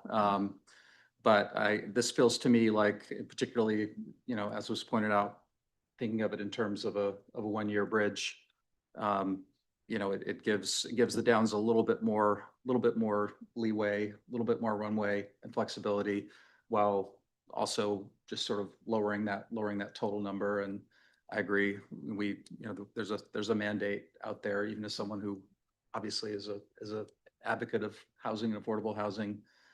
We need to respect that sort of mandate that's out there to do what we can, pull what levers we can. So this feels to me like a reasonable compromise and I'll support it first reading. If there are no other comments, I'll call the vote on that amendment then. All in favor? I believe that's unanimous. Thank you. And that'll return us to the main motion. Any other discussion on the, sorry. If you want it, I'm sorry, thank you. I believe if you want to carry it over to the second reading to the August 19th, you'd have to table it as amended. You'd have to make a motion to table it. Okay, thank you. Thank you. I knew there was going to be something on that I would miss. First time we've had one of those. Yeah. So do I need to Would you move like a the motion to table? Move to table the matter on all right, that we just voted on. Second. All in favor? Vote. Thank you. Thanks, everyone. Thanks, Tony.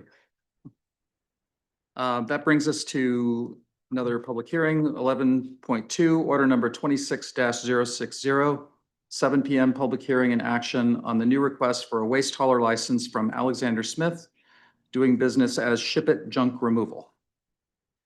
Do you have this one, Cody? Yes, thank you. As noted, this is a new request, as per the ordinance, you do have to have it come before the council for a public hearing and action. The application has been vetted by all the departments and is recommended to be approved. Great, thank you. With that, I will open the public hearing on this item. Does anyone like to speak on this? None online either? All right. Seeing none, we will close the public hearing. And do we have a motion? So moved. Second? Any discussion? No, seeing none. All in favor? That's unanimous. Thank you. Item number 11.3, order number 26-061, 7 PM public hearing and action on the new request for a medical cultivation facility cannabis license from the Green Room LLC located at 148B Pleasant Hill Road. Liam, you're the cannabis guy? Still, yeah. Right. So this is a request for a license. It's replacing a previously licensed facility within the same space within the last 12 months. So while there is some question about the 1,000-foot buffer, it's not subject to the moratorium. Thank you. I will now open the public hearing on this item. Would anyone like to speak on this?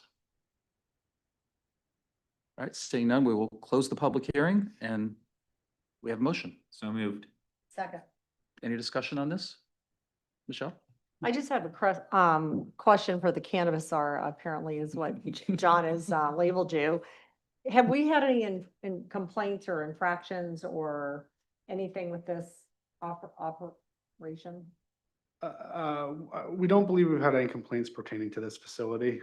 This specific building has, over the last, since we've had cannabis licensing, at times has had 3 different suites occupied. We don't believe any of our odor complaints is attributable to this facility.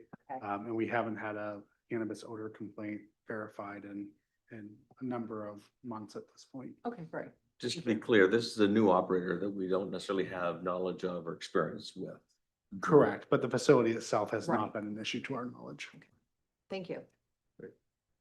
Anyone else? Scott? I guess just one thing on that is, maybe somebody should just mention to these people about the ordinance in town and the way they're gonna run it. As long as they run it the way the other company had run it and to use the same things. I don't know what the process is of it, but obviously there's times when somebody is not doing it correctly. And so I assume it will probably all go smooth from here on out, but you could probably mention to them maybe, or maybe I'm doing it now. But yeah, thank you. I can promise you that the odor is discussed heavily through the licensing process with that. So yeah. Great. Thank you. Anyone else? I'll call the vote then. All in favor? That's unanimous. Thank you. There's no old business at this time. Takes us to new business. Oh, sorry, I skipped. Sorry, got ahead of myself. Item 11.4, order number 26-62, 7 PM public hearing and action on the new request for a food handler's license, a special amusement license, and a liquor license from the Black Tie doing business as The Landing at Pine Point, located at 353 Pine Point Road. Yes, thank you. On behalf of the clerk's office, this is a kind of a new application. They were closed for, I think they were going to try to sell their business and then they had to reapply. So this is why they're before the council. You will note on their special amusement permit, they are asking for an exemption for different hours than what the Good Neighbors Ordinance requires. I believe the owner is here to speak on his behalf if you would like to have him come forward. The applications have been vetted, everything is in order, and the clerk's office is recommending approval. Thank you for that. And with that, I will open the public hearing on this. If anyone would like to speak on this item? Come on up.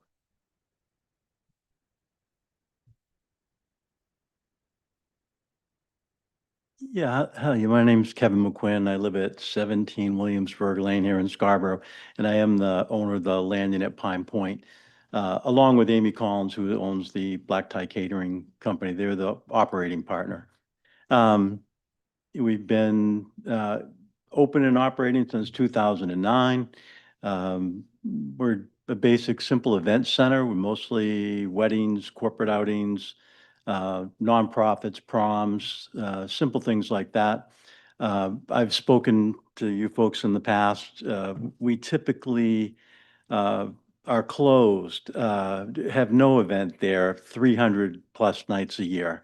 When we offer the space as a wedding venue, or a corporate outing, or even a Christmas party, we tell people that we close at 10, we close things down at 10 o'clock. Going back to the very beginning, we have been open later than that. We've had a couple of New Year's Eve events, but that was more than 10 years ago. That, not to say that somebody might not want to do that again. We probably wouldn't be promoting that, but we're about to revisit a whole host of things to freshen up the landing and get a little bit more activity. And working with nonprofits is one. And I've been to Halloween dances and Valentine's dances that were basically put on to raise money for Big Brothers Big Sisters or the Greater Portland Boys Club, something to that effect. And I think there would only be a few exceptions, if ever any, where we'd want to operate beyond 10 o'clock. I don't know how we'd handle that if we set that limit, but we're not looking to stay open after 10 o'clock. The other issue that comes up from time to time is outside noise. We've never had a band outside. We do have occasionally events in a garden out back where somebody may be playing, one person playing a saxophone or one person playing acoustic guitar.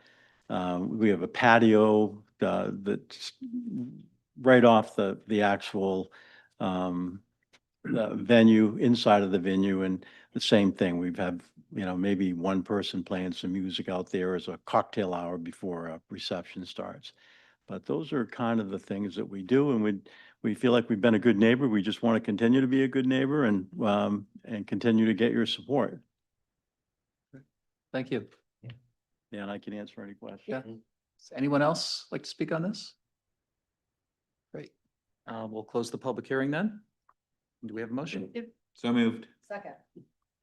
I was gonna say, I wanted to point out for the last couple of years, they've been granted their exemption on their Great. license, so. Thank you. Last point of information, we did send out abutter notices, and as of today, we had no feedback. Thank you. Bill? And our vote tonight on this would be accepting the limitations that the gentleman has described from the podium. That would be part of the approval. He Yes. imposed upon himself several limitations that, without detailing them, that's part of it. The 10 PM seemed like the big one. Yeah, I think the simpler way to consider it is, he'll be limited to what his application requested, Right. which is, use until 10 PM. Mhm. Right. Good. We hope that they're not dormant 300 days out of the year. John? Yeah, I mean, I think a added hour, a few days a week outside of our ordinance, I think is reasonable, and based on their past performance and not hearing complaints in the past, I think it's just reasonable. I mean, they're a unique type of venue where something like this makes sense for them to be able to operate a little bit longer. And so I just see it as a reasonable request, and especially given their location as well. Right. Okay. Yeah, I support this. And again, I mean, they've been doing this for years and we haven't had complaints. And also I know we see it empty a lot. So I think this is kind of them trying to make an effort to have extended hours and hopefully get more business. So I think it's reasonable. Thank you. Scott?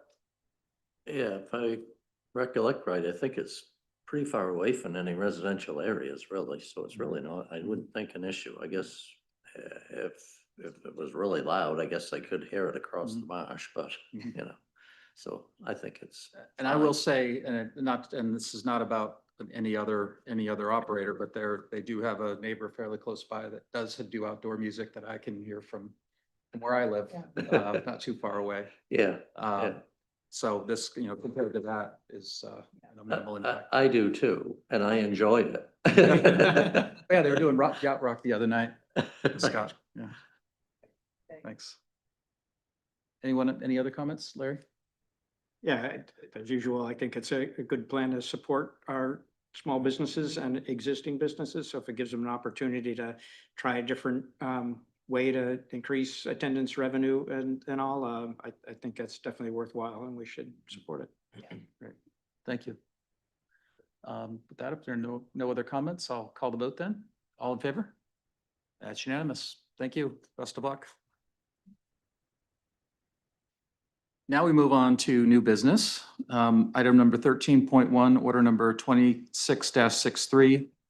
First reading and schedule a second reading on the request to expenditure in an amount not to exceed $750,000 from the Land Acquisition Reserve Fund to assist the Scarborough Land Trust in purchasing 46 acres located at 255 Payne Road, also known as Salamander Forest Preserve, identified by the Scarborough Tax Assessor's Map R40 Lot 26, as recommended by the Parks and Conservation Land Board, and authorize the town manager to execute any and all documents as are necessary to protect the town's interest. We have someone from the Parks and Conservation Land Board. Thank you, council members. Steve Zamorowski, I'm the chair of the Parks and Conservation Land Board. I'm here tonight to recommend the council approve the use of land bond funds to conserve 46 acres at 255 Payne Road, also known as Salamander Forest Preserve. The board voted unanimously on June 22nd to recommend the use of $750,000 from the already approved land bond to assist the Scarborough Land Trust with the purchase of this parcel, which is located behind the Gateway Apartments near the intersection of Payne Road and Haggis Parkway. The total cost of this transaction is $1.25 million. The sellers are contributing $395,000 in a discount, and the town's portion of the total transaction is 60%. Scarborough Land Trust is applying for a federal grant of $380,000 to support this project. Scarborough Land Trust will reimburse the land bond up to that amount if they receive payment. The council has previously approved these such arrangements as bridging transactions when they've received or applied for grants in the past. We have 3 of these situations totaling $640,000 as we stand. 1 was in 2024 and 2 in 2025. The 3 outstanding grants have been approved and the funds have been allocated, but the Washington administration has frozen those payments. Scarborough Land Trust is optimistic they'll receive that payment, but they've received no more information about a distribution plan or schedule. Your packet contains the details of the 46-acre parcel, but let me give you a little summary, please, also for the listeners. The property contains a tributary of the Mill Brook, designated as part of our aquatic core network by the Nature's Network.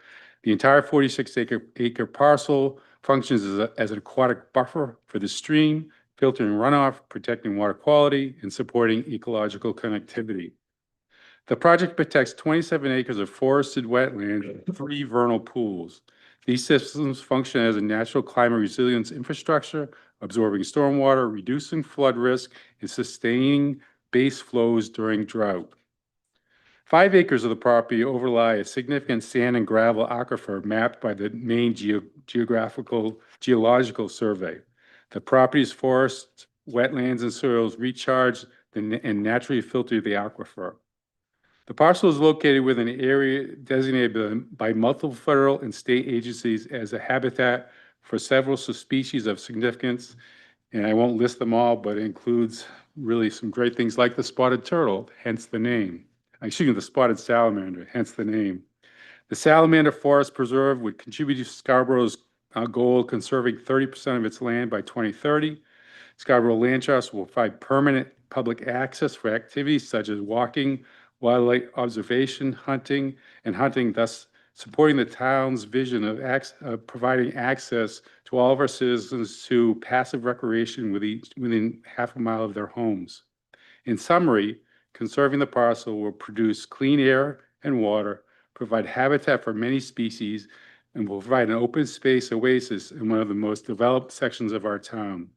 For these reasons, the Parks and Conservation Land Board recommends the council approve $750,000 from the land bond for Scarborough Land Trust purchase and conservation of 955 Payne Road, also known as Salamander Forest Preserve. Thank you. Thank you very much. Does anyone have any comment on this from the public before we turn to the council? Seeing none, do we have a motion? So moved. Second. Any discussion on this? John? Yeah, I think this is excellent. My only comment is in order for this to get my vote, I get to pour the sand in the sand thing. It could be my last chance. So I need to be able to pour the sand. That's my only requirement. We all get to pour sand, like we. That was really the main reason I wanted to be chair, John. That's all right. So John's a no, I guess. So then yes, then I'm a no. No. No. No. No. I would be happy to pour it together. I can compromise if we want to like all put a finger on the vase, but I can hold the vase while you all touch it and then I pour it. Corey did We say can to work me it when out. I were walking out, the only reason I did this is I want to pour sand in that. It's the only thing he wants. It's all what it represents. You got one more year to pour sand. Yeah, just be clear, upon your approval, we don't pour sand until the deal closes, so it could be some time. However, we have 136 acres kind of that we have not acknowledged, so there will be sand to be sand poured pouring at your next meeting. Okay. Thanks, Tom. But in all seriousness, I do think this is a great parcel. I do think, you know, the fact that it's in the area near Two Rod and everything, I think is really good to just make sure that we want to make sure we have, you know, as much conservation in that area as we can and it's closer to other areas. My only question, and I guess it's for the land trust, a lot of the feedback I keep hearing as we continue to buy these parcels or as the land trust continues to buy them is why isn't biking allowed on them? And are there properties in Scarborough for conservation where biking could be allowed? Like dirt bikes, like. Not dirt bikes or e-bikes, but just, No, yeah, I mean, like, you know. mountain bikes. Mountain bike. Yeah, mountain like a lot of bikes. people have said, and when I look at this parcel, just seeing how it's between Hygus and another part, it just feels like a good area for Yeah. connectivity.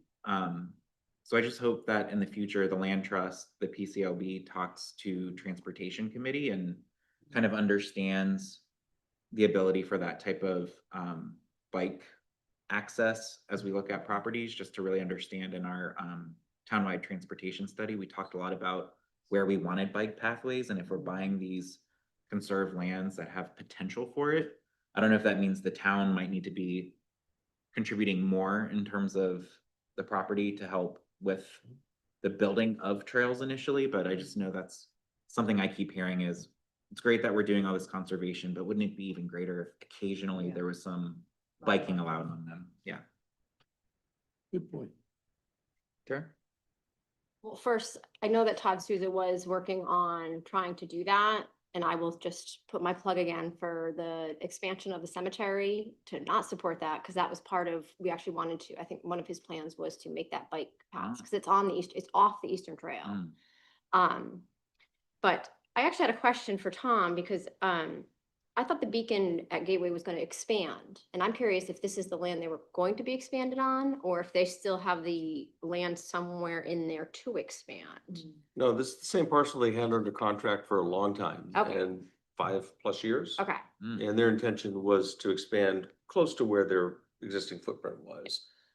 We studied the site very, very thoroughly as part of a potential school site. Mhm. And that is essentially the only area that has any Right. developed potential. It's in the interior. I just think it's super exciting that we have taken away Yeah. land. I think this is actually such a rare opportunity. The Parks and Conservation Land Board had a great meeting discussing this. I think what's extremely impactful is we didn't talk about it in depth, but I can't think of another Scarborough Land Trust property that touches so many residents.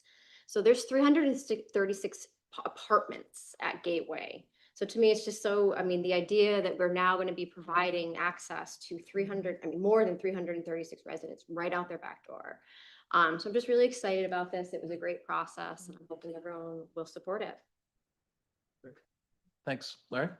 Yeah, first, I'm happy to chip in for John to get him a little ant farm if he doesn't get to pour the I'll take sand. it. But otherwise, I'm gonna be a little bit of a damper on this from Steve's presentation. It seems like we have the potential to have over $1 million of town donations that have the possibility of not being reimbursed. And I was kind of just curious on timing, and Steve, if I could just ask, I know, I'm sure you don't have any clarity on it, but on the past ones, is anybody Right. predicting when there might be an outcome on it? No, this was a conversation at the meeting when we talked about this property, and there was no more information that the land trust could give us. Scott is here tonight. What I would propose is in the second reading in August, maybe he can give an update on that if there is one. Scott, is that good? Yeah, it's just in the background there, kind of, as that I'm absolutely supportive of it. Thanks, Steve. I'm actually absolutely supportive of it. It's just concerning that it's such a big open question for us. We have the money there, as we passed, but we're making these decisions with the idea that we're a partner with the land trust in these, and there's potential that we're gonna be the sole funder of it. So that's just a point of concern. Yeah, our running total, and that's always included in the cover sheet, it is here again, includes the full amount authorized, so it does not count on the grant funding. So even with this approval, there would still be 3.79 million left. Right, if I may, two clarifications. I believe, and I'll go back and check for the next reading, but even with if we didn't receive those refunds or those checks, those payments, we would still be typically under or around the 50% mark for the cost of the town for each of these properties. And there are other funders. There are other private funders, there are other state and local funders as well. So it's not just the town that's picking up those costs. Anything else? No, I think this is great too. I agree that it seems particularly valuable given its location in the middle of such a heavily developed area and so many residents nearby.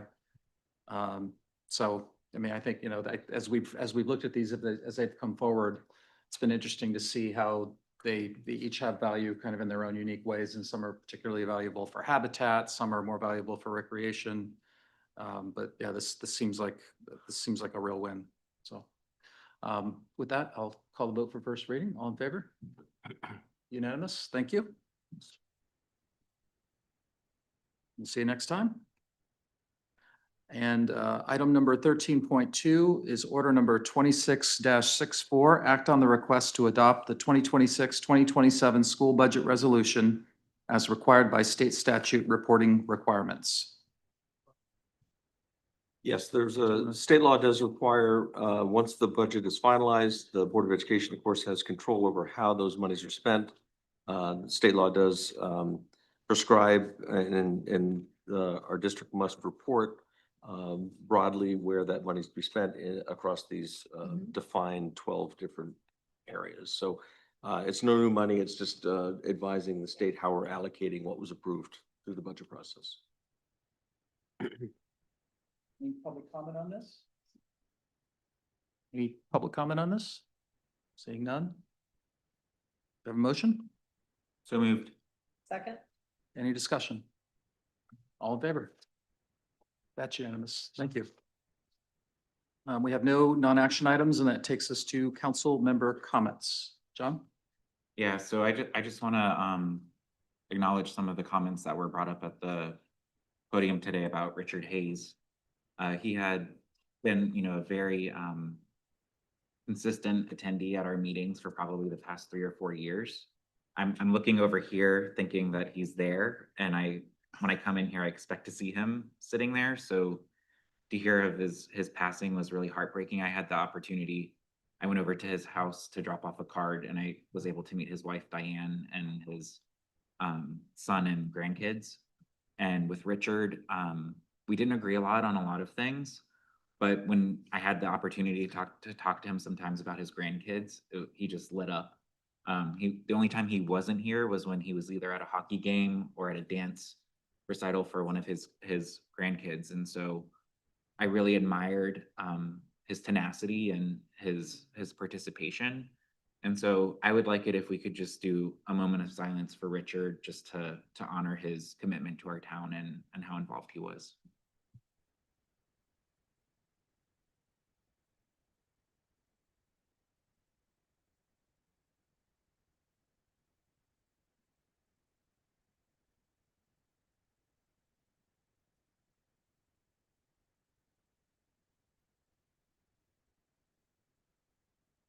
Thank you. Two other things I wanted to share. So as many of you know, Graham Plattner withdrew from the Senate race. And so we had 5,166 people in Scarborough who voted during the primary on the Democratic ticket, and 64% of those votes went to Graham Plattner. A lot of people have expressed concerns about, you know, how things are going to replace him, that the main Democratic Party has to do because of laws. But there is an event taking place this Friday to gather our community's feedback. So it'll be outside of Town Hall. The building's closed, so people can't go in there, but I just think it's a great way to try and share people's perspective and voice if they voted and want to have their voice heard. You know, unfortunately, 600 people are going to decide who the replacement candidate is. And so this is an opportunity for Scarborough to share our voice, because our community voice matters. And so I hope people will show up and cast a quick ballot to say who they think should be the next US Senator on the Democratic ticket. The last thing I just want to say is, you know, I appreciate, Scott, what you said about ICE earlier. My heart goes out to the Biddeford community, to the family. You know, as a father with 2 kids, you know, just imagining what that 3-year-old saw and the trauma that they're going to experience for the rest of their life. It's completely avoidable and it shouldn't be happening. And the fact that it's happening so close to home, I think is frightening. I did attend the protest, and while I do agree, I think it was handled very well. I worry for our community as these things continue.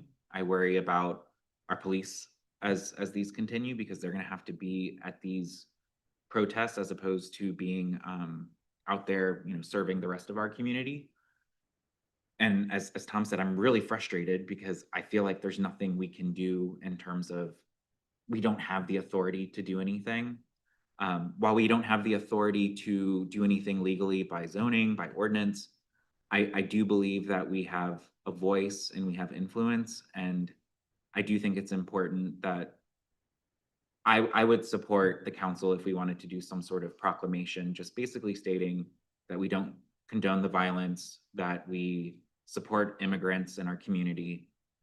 And, you know, the only thing I can think of that is going to change this is going to happen at the federal level. And so I could see us requesting our senators and our representatives, just like we did at the state level, asking them to do something to help us. I did reach out to Senator King and Senator Collins' office, and I talked to a couple of their staffers.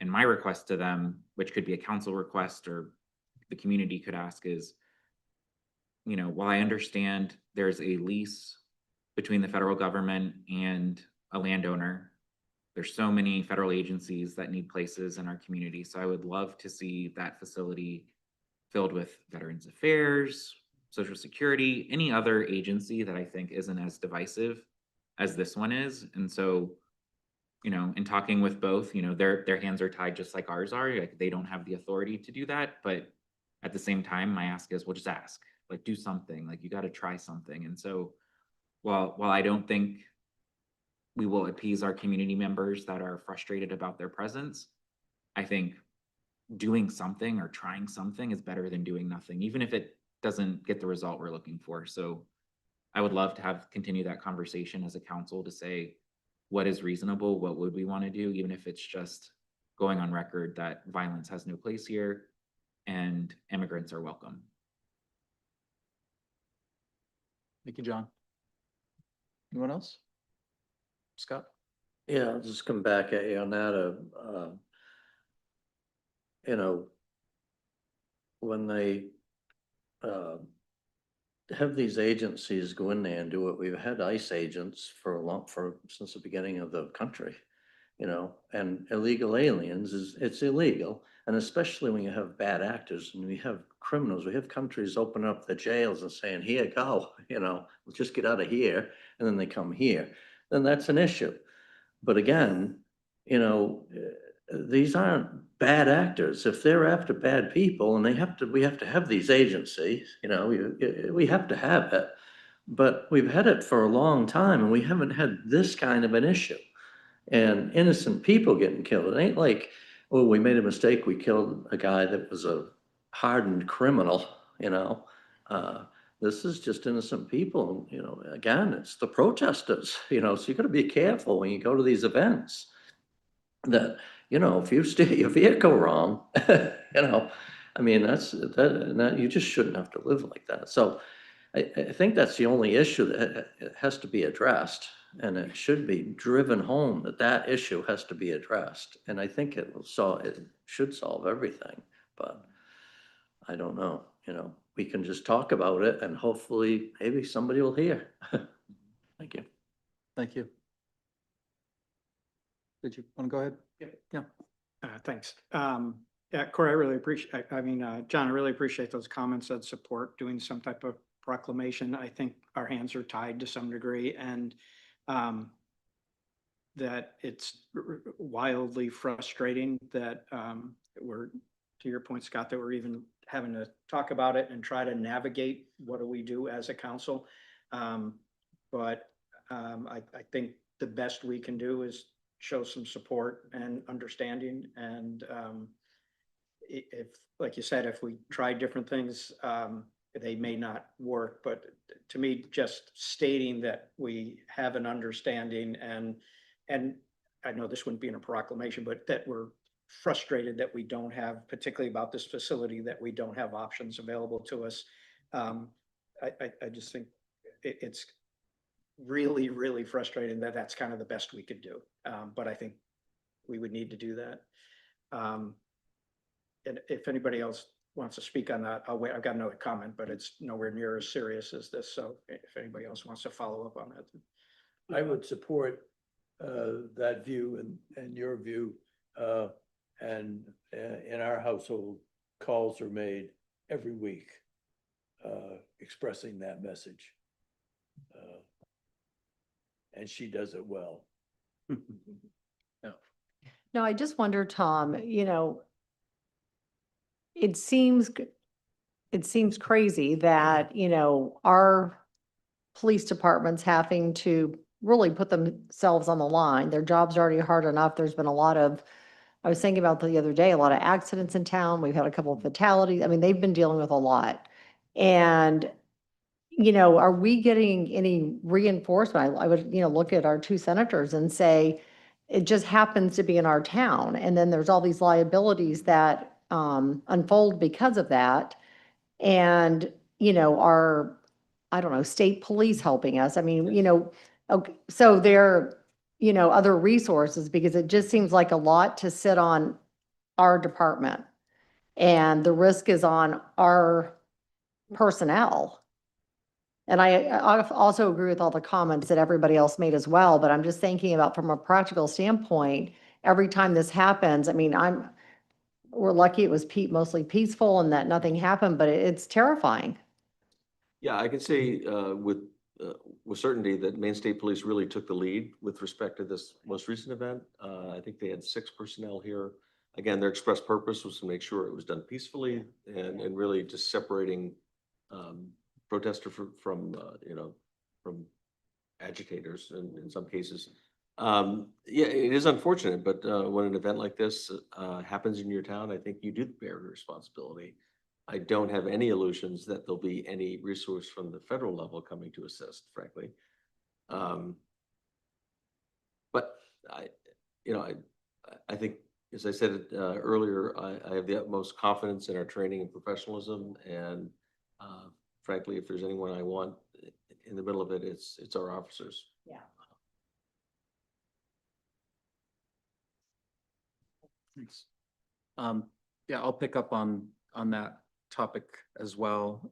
And I think, one thing that seems really palpable to me, both personally and from a lot of what we're hearing from many of our residents, is that there's this sense of, I don't know if it's hard to find the right words for it, but to me, it sort of feels almost like a sense of culpability by association, or that it's somehow a mark on Scarborough that this facility is in our town. And your point is well taken, Scott, that ICE as by various names has existed for a long time and has had a legitimate law enforcement role in many ways. But based on what's been given what's been happening, I think it's fair to, it'd be reasonable for many people to conclude that it's, been weaponized and has become something else. And so what I hear, and you're absolutely right, there's this sense of frustration. Is there anything we can do? There must be something the town or the council can do. So I would, I've always I've generally taken the approach in the past that I'm very reluctant to want to issue a symbolic proclamation about something that we don't really have any direct control over. But this seems to me sort of fundamentally different in some ways. And, we did issue a proclamation about state land use regulations that were going to affect the town. And you could argue that in that case, we had more of an opportunity to actually interact and engage with the legislators and have some role in that. But I do think that there are times when it's appropriate for us to articulate what our values are. And by the way, I'm only speaking for myself. I'm not presuming that everyone here or everyone in town agrees about ICE or anything else.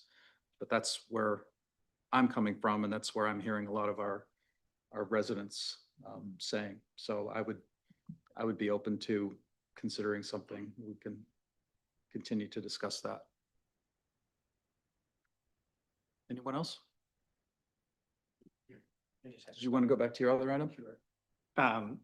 This is just a comment earlier about the e-bikes. Sergeant Flynn on the police force gave a presentation at the Higgins Beach Association meeting a couple of weeks ago, and the subject was these e-bikes, and they're on the beach and they're speeding and all. And there actually is some action that they can take around that. Those bikes are all rated by the wattage of the bike. And I won't get all these facts right, but at a certain wattage, which relates to speed, they are classified as a motor vehicle.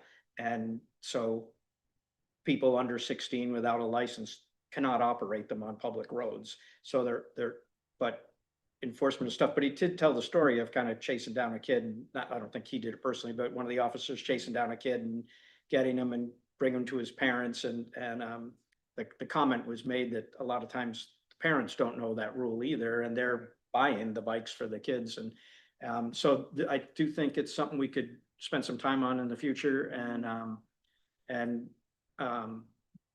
develop a plan around town. I probably nebulous for how much we could actually get to them, but education would be a huge part of it for letting people know that you're operating that illegally from day one, and so there is some work that could be done on that.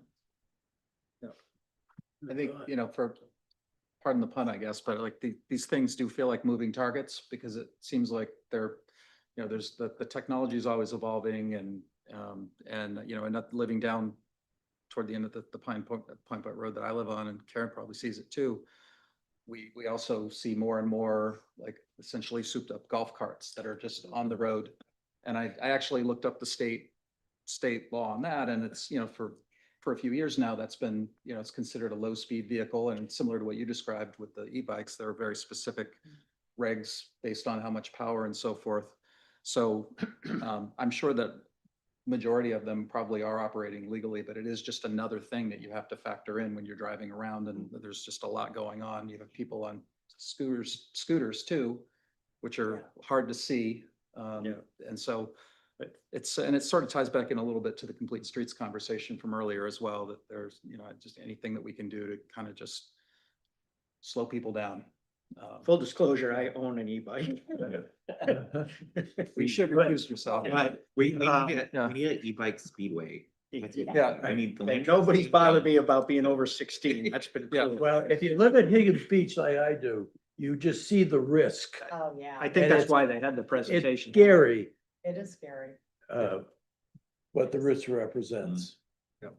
Well, I know that in Pleasant Hill on the neighborhood side or something, they call them gangs, but I don't think it's like the true sense of a gang like, in other places in the country. But just, these groups of 4, 5, 6 kids, and they said they're afraid they're gonna run over them. Like the adults are like, they just pull out and they're wearing all black and they're just terrified they're gonna actually hurt somebody, that they're gonna run over these kids. Yes. So they've been putting out sort of APBs and their neighborhood things, just saying, if your kids are part of it, like you need to talk to them because, they're scaring us and it's distracting. So I think it's safety on both sides. Yeah, just, I wish they had them when I was a kid. All right. That's what this all comes back. Oh, to. yeah. And again, the power thing probably is an issue. Because basically, if they can only go as fast as they can pedal, then they're just as dangerous as they are when they're on a regular bike. I mean, because kids are gonna be kids and they're gonna race to the neighborhood. I did, we raced to the neighborhood. Sometimes you didn't look, you shot across the street, and you lucked out, but yeah, thank you. Scott, we can get you one that you can like race it down to your lobster boat. I love that idea. On that note, do we have a motion to adjourn? So moved. Second. All in favor? Thank you, everyone. Thank you.